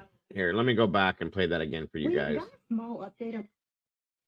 This is from 11 hours ago. SRB, I'll let you hear it again real quick for those of you that may not have caught that. Just listen, because the way she explains it, it was like, wait a minute. Okay. Yeah, I guess it is kind of interesting. We got a small update on the search for missing teen Sebastian Rogers here. Today, his father, Seth, told us here at WSMV that he's at Natchez Trace State Park searching for his son right now. He told us he's searching that park because it doesn't have cameras, and it may have been a place Sebastian was dropped off.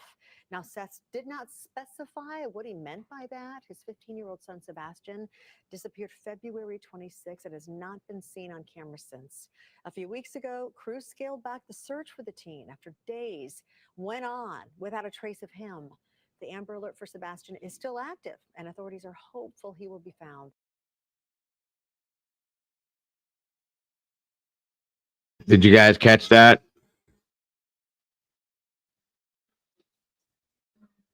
Uh-huh. And I'm curious to know myself what he might know or has an idea of because of the way that was stated. I'd like to know what it means that could be where Sebastian was dropped off at. It sounds to me like Sebastian might know that place, or somebody else does. That's all I'm saying. It was just an interesting theory or a interesting feeling I had with that. Let me see something here. And unfortunately, today there are no new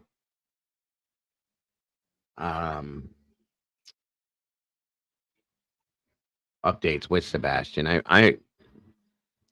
That's a good point, Jillian. Who dropped him off? That's my point. You know what I mean? I don't know.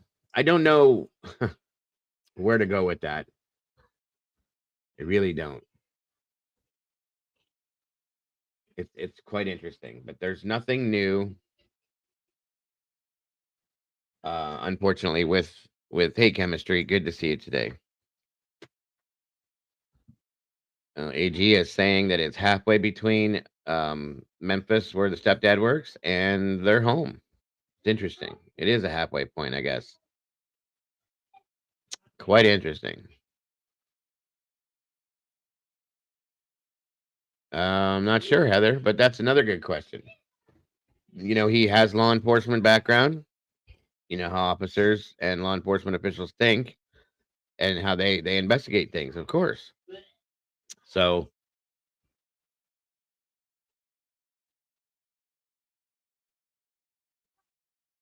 I mean, anything is possible, Jillian, anything. Right. And that's kind of my thought too, SRB. It's interesting. How long has Sebastian been missing? 24 days, 25 days at this point? Riley's conference is at 5. Thank you, Robert. We'll check that then. We should still be here by that point. We're 4:16 here now. So meanwhile, this was the but you guys are mind readers. We're gonna go back to this now. All right, now we're 3 weeks into this. Just to give you guys an update, and then I'll go into some newer stuff with this. For those of you that aren't familiar with this case. Search for missing Texas A&M University student has now entered its.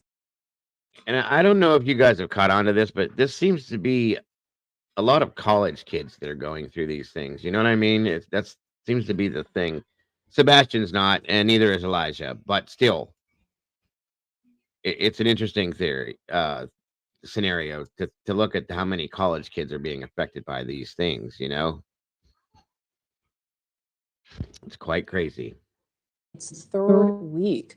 The father of Caleb Harris pleading for the public's help to find his 21-year-old son. The university community and local authorities continue to search areas around the Corpus Christi campus. Caleb was last seen March 4th, just before 3 a.m., while walking his dog at his off-campus apartment complex. Now, the dog made it back home, but Caleb never did. Police say he took his phone, but about 15 minutes later, it was turned off or ran out of battery, and Caleb seemingly vanished. So Caleb's father, Randy Harris, joins me live. Randy, thank you so much for giving me some of your valuable time. First, what is the latest on the search for your son? Just intensifying, working with the authorities, police. They're doing everything they possibly can and getting additional help. And we got a lot of volunteers out searching as well in different areas as we're beginning to get some leads. So far, nothing's panned out. People sometimes they think they may have seen him or something like that, so they're out checking those leads out as they come in. But right now, we still don't really have anything solid that we can go look at yet. Yeah, and Randy, kind of walk us through what you know about his disappearance. When he was last seen, we know he was walking his dog apparently, but then the dog somehow came home and Caleb didn't. Yes, they had gotten a new dog that evening, and so they were out. There's several videos of them playing with the dog and ring camera videos of them playing with the dog. He then took the dog out again at 2:44, Snapchatted my daughter a video, and then about 2:58, his phone just went offline, whether it was turned off or ran out of battery. And he was planning for the next day, planning his lunch, waiting for Uber Eats to drop off, 2 Lunchables, apple pie, and a Red Bull, and that was normal. Everything he did up to this point was 100% normal. He was a very scheduled, individual, and was texting me fishing lures earlier in the evening of what he was planning on going fishing the next day, and what he, we do that a lot, and everything was looking good. Good grades, good, just everything. There's no indication of anything like he would, be leaving or anything like that. He left his wallet, his keys. We're 100% sure he was barefooted even. Yeah. So Randy, I know this entire situation has to seem surreal for you. No parent ever thinks they're going to be in this situation. Is there something that stands out as being the most odd to you? I mean, if he was barefoot, if he left his wallet, I mean, if he was making plans for the next day, is there something that just doesn't seem to be adding up? Does all of it not add up? Really, all of it doesn't happen. I mean, he's just, we just don't know. When you have a kid that's planning, so much, signing his apartment, doing, getting ready for work and working in Alaska, in King Salmon, Alaska this summer, just, friends, family, just is a very scheduled person, goes to school, comes home, grabs his fishing stuff with his roommates, and they're out on the water fishing, and that's what they do. And then, he's a homeboy. He likes to be, in the apartment with his roommates, with friends, playing a video games. Typical college kid. Right. So Randy, kind of just, you've told us who Caleb is. You kind of described his personality. Is he the kind of kid, because somebody may say, well, maybe he just left, but is he the kind of kid that would just leave like this and not tell anyone anything and not take his wallet and turn off his phone? Not at all. Not at all. I mean, he very rarely, went anywhere other than to come home. His focus was there, and focus is, fishing, and we know where he goes fishing. I've always been able to track his phone. And I'll check on him to make sure, we had just bought him a VHF radio, so he always had that attached to his shoulder, and just a very, having his first aid kits and all that kind of stuff. Yeah. And I know this is such a difficult situation, and one, again, that no parent ever thinks they will be in. How have you and your family kind of been coping these past 3 weeks? Well, we rely on our faith, and God's got a plan. We know that, and our hope is that not only we get Caleb back, but God will be glorified in a miraculous way through this. And we have to depend on our faith and our family, and just a sheer incredible amount of people that have helped us. The volunteers that are out there still today doing different searches all over Corpus Christi. And the big thing that we really focus on too is anybody in the Corpus Christi area that may have a Ring camera, go back and check the timeline from 2:30 to 3:30 or 2:30 to 4, your timeline in the morning, because there's Ring cameras everywhere. Absolutely. And so that we're really encouraging everybody to search the Ring cameras again and see if they can see anything. Randy, my last question for you. I mean, there is likely someone who knows something about your son's disappearance. What is your message to that person or to those people? Please say something. If you see something, say something. Call 911. They're standing by. They will address every 911 call coming in directed towards Caleb, and they immediately dispatch, and they will follow up on it. So we're just asking, pleading, if anybody knows anything, please reach out to the police, call 911, and let's get Caleb home. Absolutely. Randy Harris, father of Caleb Harris, thank you so much for your time. And we certainly hope Caleb comes home soon and safe and okay. Thank you. Thank you very much. Thank you for watching. Go to newsnationnow.com to find news provider. And don't forget to click the red subscribe button below. All right. Now, recently, I want to say just in the past little less than 24 hours ago. 5:30 new There was a reward that's been offered in regards to Caleb's case. Let me show you guys real quick here. There we go. Tonight, a reward is now being offered for the safe return of a missing college student from New Braunfels. This is a story we've closely been following. It's been more than 2 weeks since Caleb Harris mysteriously vanished at his off-campus apartment complex in Corpus Christi. You have local, state, and federal law enforcement agencies all assisting in the search for Caleb. We've also learned that detectives have been traveling to New Braunfels and here to San Antonio to interview people who knew the 21-year-old. Now, in the last hour, Caleb's father, Randy Harris, spoke with KENS 5. There's been what they would consider sightings, but they just haven't panned out. But when that happens, they dispatch everything they have, including drones, to those locations. So we get excited. It's a roller coaster. If he's out there, we know that he's recalling scripture, and he is a child of God, and we know that for a fact, and we love him. Just continue to pray and pray for his health and pray for his stamina, and that if he's in a situation where he just needs to fight, pray for the ability to fight.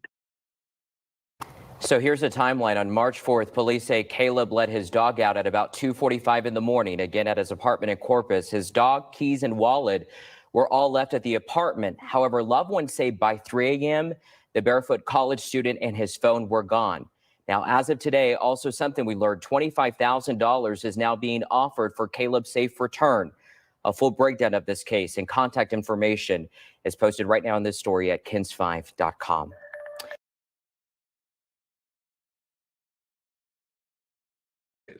So there's the reward that's being offered for Caleb's situation, of course. Oh, you guys, these are so crazy. It doesn't make sense. This kid went out to walk his dog at the middle of the night. Hey, Kara, welcome. Good to see you. Give me a second here, folks. I'm trying to show you something. And disappeared. The dog makes its way home. Victoria, I think in chat had mentioned, that's my understanding as well, is that it was a new dog, which I don't know. And I'm surprised that the dog didn't go crazy. Like if somebody grabbed him, that's my thing. And I would imagine the dog would have went nuts. You know what I mean? So let me see something here. One moment, guys.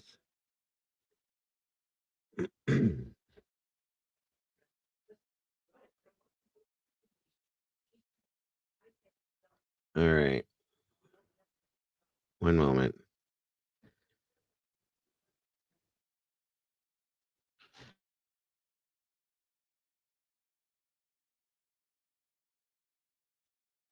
Yeah, he let the dog back in. That's my understanding as well. So what happened at that point? Like the dog made its way back home, got back in the apartment. He had to have let the dog back in, and then he's gone.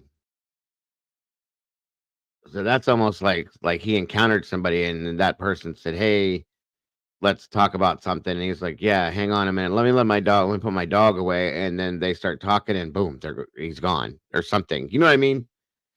I'm just, it's weird. The whole thing is just weird. Again, another weird situation. So according to what this article says, is that law enforcement moved the search a little bit. What's up, Twizzle? Good to see you today, bud. So here we go. We have not slowed down the search for missing college students. Take new direction as Corpus Christi police seeks leads in San Antonio. So they have something that's taking them to San Antonio now.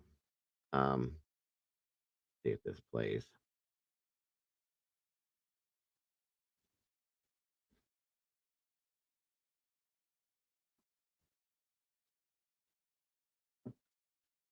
Oh, where's the sound at? Hold on a minute. Continuing our coverage tonight on the search for a missing New Braunfels man. Tonight, that search expands, with Corpus Christi detectives now traveling to San Antonio and New Braunfels to search for leads. And it's been more than 2 weeks since Caleb Harris vanished without a trace. Authorities say the 21-year-old college student was last seen at his off-campus apartment complex in Corpus Christi. Overnight on March 4th, loved ones say that Harris let his dog out, then disappeared. KENS 5 reporter Hannah Tita has been following developments for us. And Hannah, police are giving new insight on their investigation. That's right, EC's Henry. The Corpus Christi Police Department is the lead investigating agency on this case. And tonight, they are telling the public to expect some changes in their search for the young New Braunfels man. But the police chief assures us this is not a step back. It's just a step in a different direction. Mysterious disappearance of a college student continues to baffle Corpus Christi. We have daily briefings. Police say 21-year-old Caleb Harris lived just a few miles from Texas A&M Corpus Christi. Caleb's family told KENS 5 he took his dog out for a walk at about 2:45 a.m. on March 4th. Caleb reportedly let his dog back inside. Loved ones say Caleb was spotted barefoot on surveillance video. We're told he only had his phone, which was dead or turned off by 3 a.m. We recover 96 to 100% of our missings every year, year over year. This is outside the norm, the circumstances here, and we're certainly putting the effort in. The Corpus Christi Police Department says volunteers scoured hundreds of acres around the apartment complex. Officers then went door to door, searching more than 30 vacant apartments. Investigators say they interviewed Caleb's roommates, friends, family members, and several acquaintances. But so far, they have no reason to suspect anyone was involved in Caleb's disappearance. You may not look out your kitchen window and see the grid searches and all the physical, the canine searches that we're doing, helicopters and waterway searches, but there's a lot going on. Detectives are now focusing on digital clues. We're also told investigators have been traveling to San Antonio and New Braunfels to interview people. We're working with state, federal, all of our local partners, Texas Rangers, to see, have we missed anything? Is there a rock we haven't overturned? And tonight, Caleb's father, Randy Harris, told me he is still in Corpus Christi, doing everything he can to help investigators find his son. The New Braunfels family is continuing to ask the San Antonio community for prayers. Anyone who has information is asked to call Corpus Christi Police. Henry?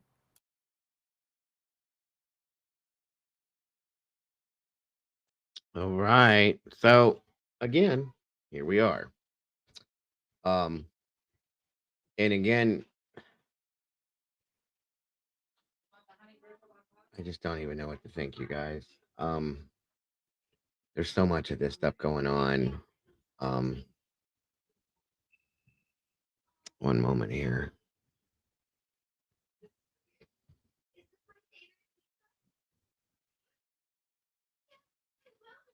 Let's see.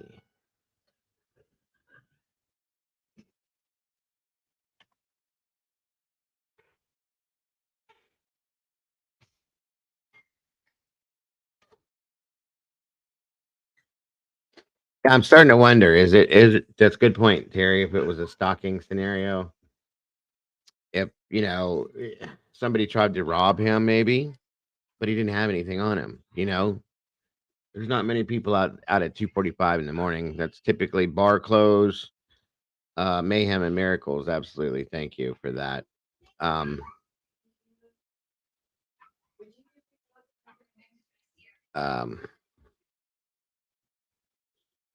I don't know.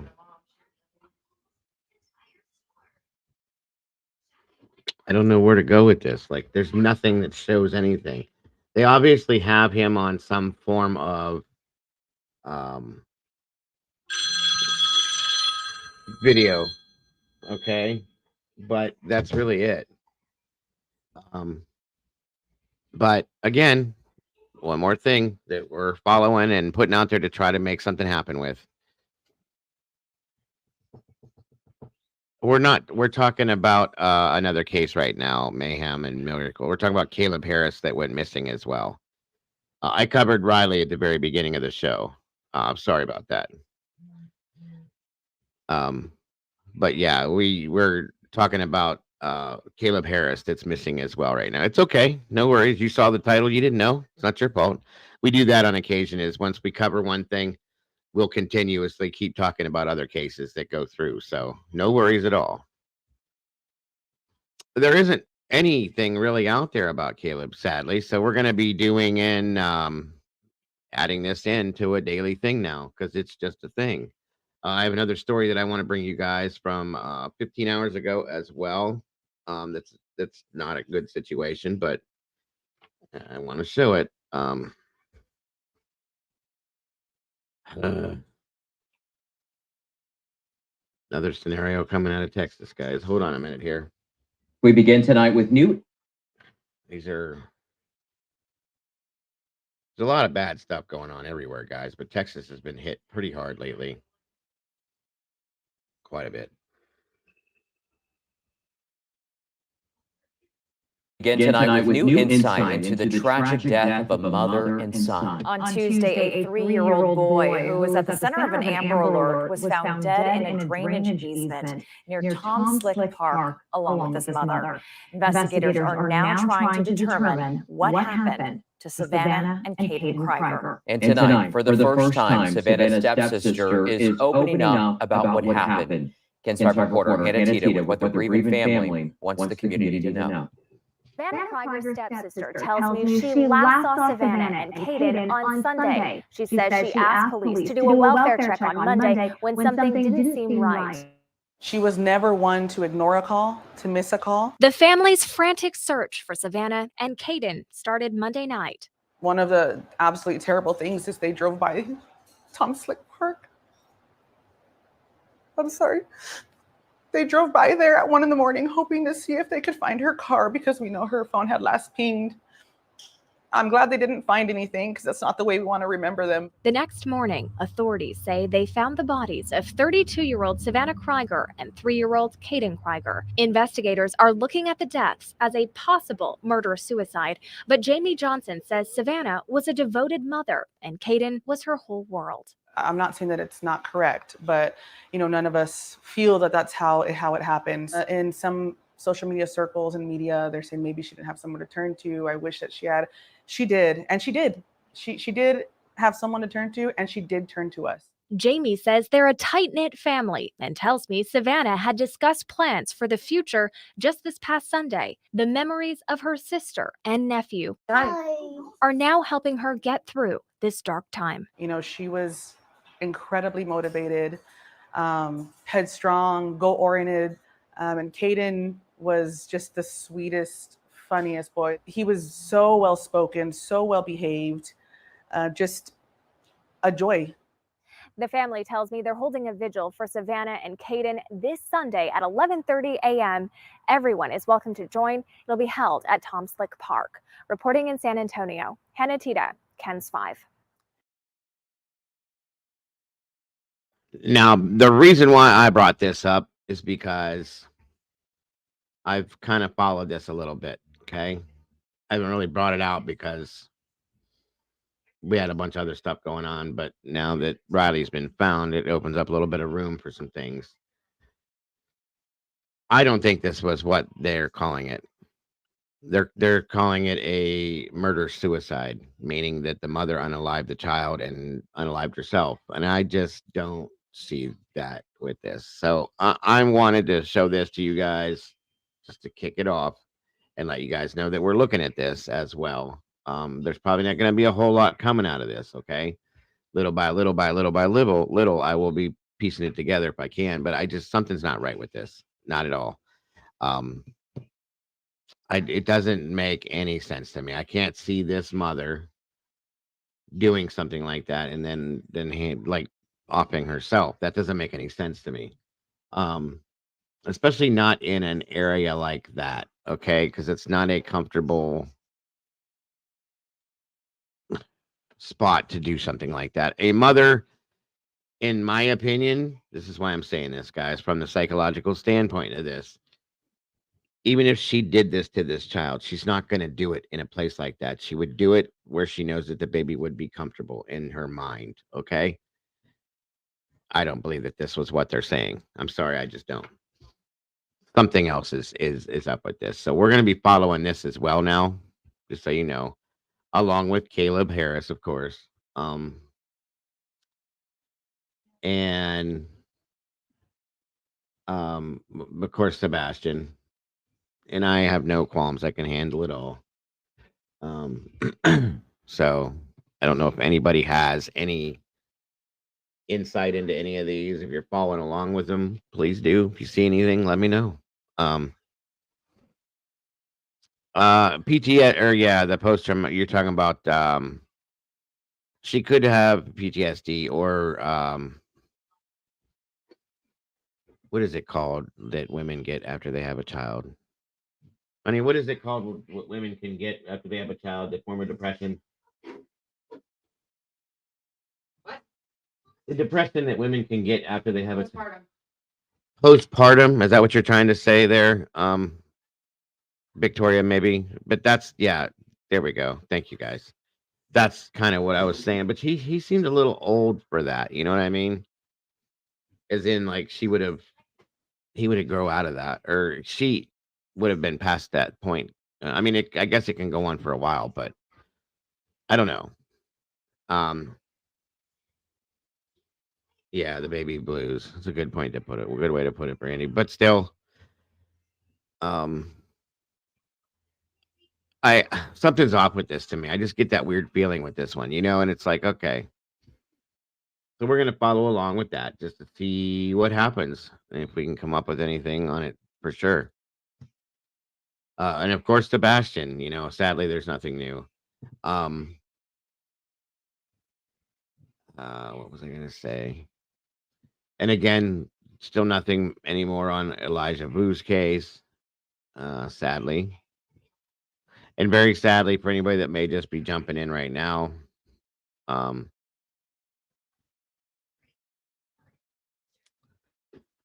was I gonna say? Sadly, we covered the fact that they found Riley Strain this morning in the river, and so on and so forth. Now, I do want to give you guys some update on. I had covered something quite a while back. Now to our breaking news. A ways back about that woman they found in the duffel bag. For those of you that were here, I don't remember if you remember me talking about it. To my understanding, they do now have two men, I think it is, two squatters in custody for this. So I'm going to give you that update real quick. Here we go. Squatters accused of killing a woman who encountered them in her late mother's apartment in Kips Bay are now in police custody. Investigative reporter Dan Krause live in the newsroom with those breaking details. Hi there, Dan. Hi, Janice. This is one of a handful of high-profile stories involving squatters that we've been covering over the past few days. The suspects, ages 16 and 19 years old, were captured in York, Pennsylvania, which is about 2 hours west of Philadelphia. Take a look. Police say they're wanting a connection with the brutal death of Nadia Vittel. She lives in Spain and traveled to her mother's apartment in Kips Bay last week. It's an apartment that had been empty for a few months since her mother's death. Police say when Vittel... Yeah, I think I just vaguely hit on this, guys. So you might not be familiar with this. Yeah, they found her in a duffel bag. So, and this again was just a very at the end of a show talk about type thing. So you might not even know what I'm talking about. So my apologies. I forgot about that. Vittel arrived, she found two squatters inside the 19th floor apartment. A struggle broke out and the victim was slammed against the wall and died of blunt force trauma to the head. Her body then stuffed inside a duffel bag. Police say the suspects then stole the victim's car, crashed it in Pennsylvania, and then took off. We spoke with the building superintendent last night, who said he has no idea how the squatters knew her apartment was empty. I'm wondering how they knew, about this apartment. How they picked it? Oh, yeah. Yeah.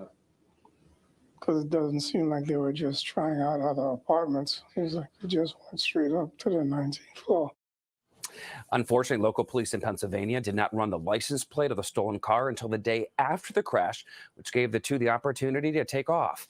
That is, until the U.S. Marshals Service caught up with them over the past few hours. We'll have much more for you on this developing story beginning later today at 4 p.m. And there's that update as well. My understanding is I was checking that the press conference in regards to the Strain family, Riley Strain's family, has been canceled at this point.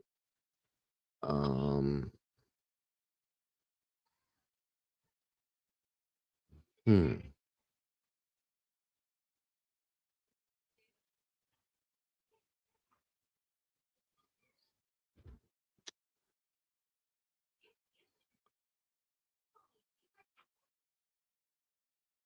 there's no new updates on anything else.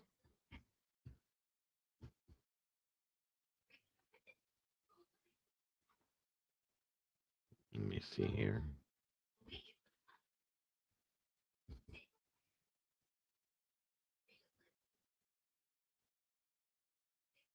A lot of stuff going on though, guys. Okay, so back to Sebastian. Yeah, I can imagine too, Victoria. The mother's probably, well, the whole family's probably distraught, but the mom especially, they probably can't speak right now. I can almost guarantee that. I can't, as far as Sebastian goes, I cannot think of anything that makes any sense to me, you guys. Nothing. Nothing.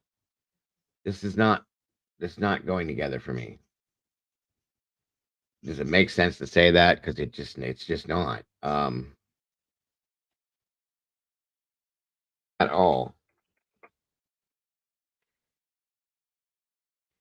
So, let's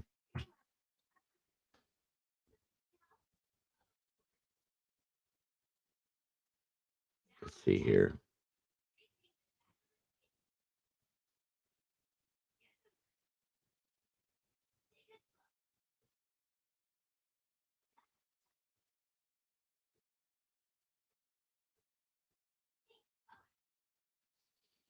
I can show you guys this if you haven't seen this. These are new updates on Christopher's Facebook.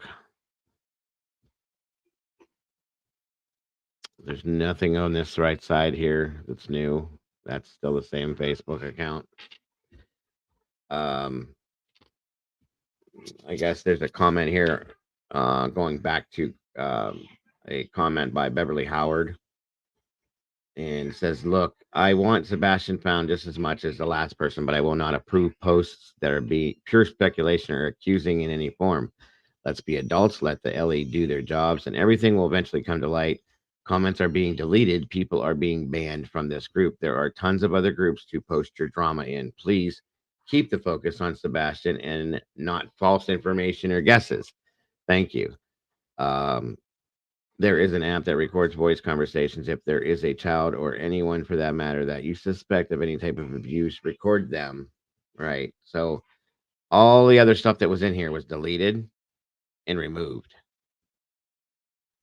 There was a lot of stuff that was put in there, and it's all gone now. So, and let's see here. An hour ago, Lauren Lewis posted, I think it's bizarre we're faulted for questioning who seems to be clearly at fault, but demanding respect. Spending more time saying the word respect and searching about JRL, I guess that's JLR, and seeing what everyone is saying about him, then searching for Sebastian.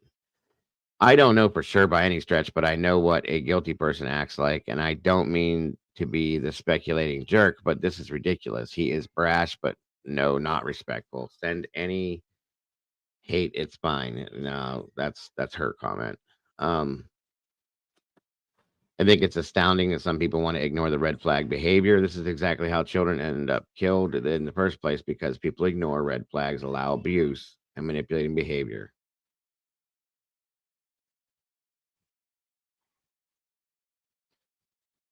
Oh, really? Where did you find that at, Terry? Hold on a minute.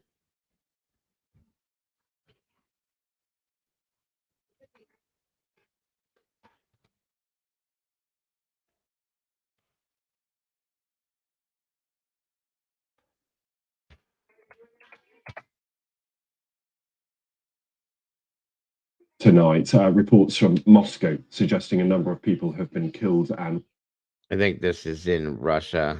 Let me show you real quick. Yeah, this is Russia, I do believe. wounded during a shooting at a concert hall there. Videos posted online also show smoke appearing to emerge from the Crocus concert hall. Now, Russian news agencies say at least 3 people dressed in camouflage opened fire at the venue. In a statement, Moscow's mayor has said a huge tragedy has occurred. There have also been reports that the roof of the theatre building is now on fire. People are still inside that building. Let's get the very latest with our Russia editor, Steve Rosenberg, in Moscow. And Steve, evening to you. Just bring us up to date on what we know about what's going on so far. Well, this is a developing story. It's still going on. This is what we know so far. That earlier this evening, a number of armed men burst into a concert hall in Moscow, the Crocus City Hall, just before a pop concert, and began shooting. The hall was packed with visitors, and mobile phone footage shows scenes of chaos, as you can imagine. You can hear the shots ringing out. Now, there are no official figures yet as to how many people have been killed, but reports of at least 12 people having been killed in this attack. The building is on fire. Possibly a third of the building is on fire. And we believe that dozens of people may still be trapped inside the building. Also reports that a number of the gunmen may have barricaded themselves inside the building. So this is still going on very much. And Russian special forces have been deployed to the scene. Also, 50 ambulances have been called to the scene. So the casualty figures could well rise. As I say, no official figure yet as to how many people have been killed, but already reports suggesting that quite a few people may have been killed in this attack. Yes, Steve, just a line coming into us here. You may be looking at the same sources that we are, but Russian rescue services saying they've evacuated 100 people from the basement of that building where the shooting and explosions occurred. They say there are still people on the roof, and we're also getting a sense that there are people potentially still inside. And as you were telling us there, if there's gunmen have barricaded themselves in there, one assumes this may turn into some sort of hostage situation. As you said, very few details at the moment, but do we know that some people have been able to get out? Yeah, well, we've seen mobile phone footage of people who did get out, who managed to get out to safety to the car park. So people have got out from the incident. Also reports coming in of another explosion from inside the building. So we don't know what's going on there right now, but obviously this is a very serious situation. As I said, special forces have been deployed there. The FSB, Russia's domestic security service, also has gone to the scene. Emergency services too. So we'll follow the story through the evening into the night. Stay with us just 1 moment, Steve, stay with us. Further details coming to us now. Reuters reporting more than 70 ambulances at the place of that shooting. We don't know how many people they are able to help there. And very few details, as you said, at this stage, because this is very much an ongoing situation. The latest line there that some people are still on the roof, perhaps hoping they may be able to get out that way. Also a line suggesting that some people, up to 100 people, were evacuated using the underground system in the basement of that building. And Steve, give me a sense, if you will, of what the security services will be doing right now and what they may know about what is happening and what help they may be able to offer. I would imagine it's quite a chaotic situation, right? This came completely out of the blue. I mean, interesting how a number of armed men were able to get into what is quite a prominent concert hall in Moscow, the Crocus City Hall. You would imagine that there would be tight security there, especially at this time. But obviously, these 5 men were able, if they were 5, were able to get inside. We don't know who they are. We've just seen reports that men in camouflage, armed men in camouflage, went into the concert hall and began shooting. So, as I say, we don't know who they are, and perhaps more information will come out through the evening about who the attackers actually are, and also about the casualty figures, because, as I say, no official figures now, lots of numbers appearing on social media, which we cannot confirm. But as I say, the fact that 50 ambulances have been called to the scene, that suggests that the authorities fear that the casualty toll could be quite high.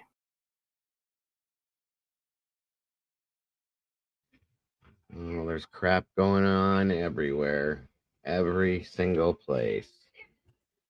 Now, also, since we were talking about stuff going on in Russia, we also have this bad news today. One second here. He had mentioned A lot of you guys knew. I was saving this for the end, of course, but that Princess Kate had been diagnosed, per se, with the bad C word. So I'll give you guys that aren't familiar with that, what's going on in that scenario real quick here. That Kate Middleton would be making an announcement, or at least the British Home House. Let's check in. It's happening right now. Amen, Michael. I wanted to take this opportunity to say thank you personally for all the wonderful messages of support and for your understanding whilst I've been recovering from surgery. It has been an incredibly tough couple of months for our entire family, but I've had a fantastic medical team who have taken great care of me, for which I'm so grateful. In January, I underwent major abdominal surgery in London, and at the time, it was thought that my condition was non-cancerous. The surgery was successful. Yes, she is. However, tests after the operation found cancer had been present. My medical team therefore advised that I should undergo a course of preventative chemotherapy, and I'm now in the early stages of that treatment. This, of course, came as a huge shock, and William and I have been doing everything we can to process and manage this privately for the sake of our young family. As you can imagine, this has taken time. It has taken me time to recover from major surgery in order to start my treatment. But most importantly, it has taken us time to explain everything to George, Charlotte, and Louis in a way that's appropriate for them and to reassure them that I'm going to be okay. As I've said to them, I am well and getting stronger every day by focusing on the things that will help me heal in my mind, body, and spirits. Having William by my side is a great source of comfort and reassurance too, as is the love, support, and kindness that has been shown by so many of you. It means so much to us both. We hope that you'll understand that as a family, we now need some time, space, and privacy while I complete my treatment. My work has always brought me a deep sense of joy, and I look forward to being back when I'm able. Agreed, Michael. But for now, I must focus on making a full recovery. At this time, I'm also thinking of all those whose lives have been affected by cancer. For everyone facing this disease, in whatever form, please do not lose faith or hope. You are not alone. A taped message there from Princess of Wales, Kate Middleton. Unfortunately, the abdominal surgery for a non-cancerous, whatever the problem was, she thought it wasn't going to be cancerous. Now we're learning she has some type of cancer. She didn't specify which kind, but obviously they tried to keep this matter private, and with everything going on, she clearly had to make some sort of announcement, and gosh, we wish her the best. And she also basically said that she is doing well. She is going to start taking chemo treatments. She has had private conversations clearly with the children to protect them because of all the media speculation that's been going on. And you heard her too acknowledge that other people, she understands people who are struggling with cancer as well. We are going to have a doctor on a little later in this hour, hopefully, to talk about this. And we will keep you up to date if any additional information comes into our newsroom concerning the Princess of Wales. So there's that as well. And I don't, I know it's not really crime, but it is something that, we all, try to support the royal family. We have our brothers and sisters and our community members from the UK over there as well. And, we want to support them in that sense as well, guys. So, I wish absolutely nothing but the best, and I will keep Kate and the families all in my thoughts and prayers as well. So they haven't had a whole lot of luck recently. But again, we need to support them just as much as over here. So, 100%. Thank you, Carolyn. Prayers for Kate's healing, and to be with William and their family so that they can get through this together. Again, guys, also please, if you will, just keep what's going on in Russia in your thoughts as well, and say some prayers for those that have been injured or hurt over there during that shooting. Horrific. The whole world, guys, just is in a basket, and we just everything and anything is just going on that can go on, and we got to remember we are all here. We're all brothers and sisters under the same God. Doesn't matter what country, what city, what nation, what planet we're in at this point, in my opinion. We're all family, folks, and we all need to support each other and lift each other up and keep each other together. And that's why we're doing this stuff. So once again, I appreciate all that. And guys, if we can, since I have everybody here now, I'm going to take a moment here to take a moment of silence for Riley Strain, his family, and at this moment, as well as Kate and those that are injured in Russia, if we can. And I'm going to ask that everybody types nothing in chat. I'm going to shut my camera down, and we're going to be silent for that period of time with complete silence, guys. And I want you, if you're a praying person, please say a prayer. If not, just hold that silence. I appreciate that very much. I'm going to go ahead and do that now, guys. And thank you for that.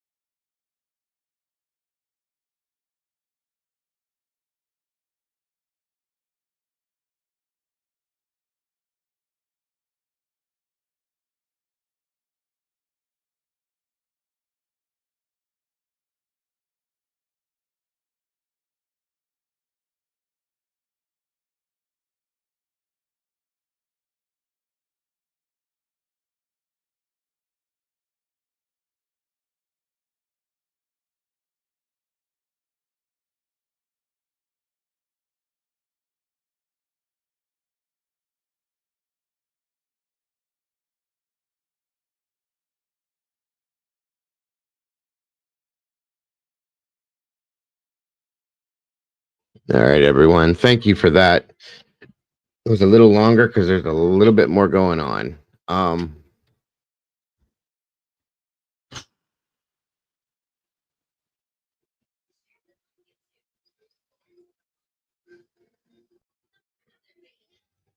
lot happening. Thank you, Mark, for being here. I appreciate that.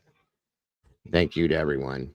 Again, and that's to everybody, for our brothers and sisters in the UK, wherever, Russia, everyone. Again, guys, we're all here together on this planet together, and we need to support each other. And that's the best we can do, you guys. So I think that's going to do it for today, everybody. I appreciate you guys for tuning in and going along with this stuff with me. I appreciate you very much. That's amen to that. Angela Luster says, God is still in control. All things work together for good for those that love the Lord and are called according to his purpose. Amen. Thank you for that. That's amazing. Absolutely, Angela. That's awesome. Amen to that. I hope you all have a wonderful rest of your night. I may see you guys around here a little bit later on somewhere. Michael, have a great rest of your night. I know it's late where you're at, my friend. And again, I hope you enjoyed your birthday, sir, and continue to have a good weekend. Yes, that was absolutely beautiful. And for those of you that are maybe tomboy, I don't know what my boss has in line for me tonight. You know who she is, but we'll see what happens. Um, have a great night, everyone. And once again, don't forget to love yourselves, to love each other, guys. Don't change anything about yourselves, because each and every one of you guys are the beautiful people. You're the reason why I come here every day. You're the reason why I do this and will continue to do this. And I appreciate all the support that you guys give this channel in any way, form, or fashion. God bless each and every one of you. I love you all so very much, and I will see you soon. Bye-bye now.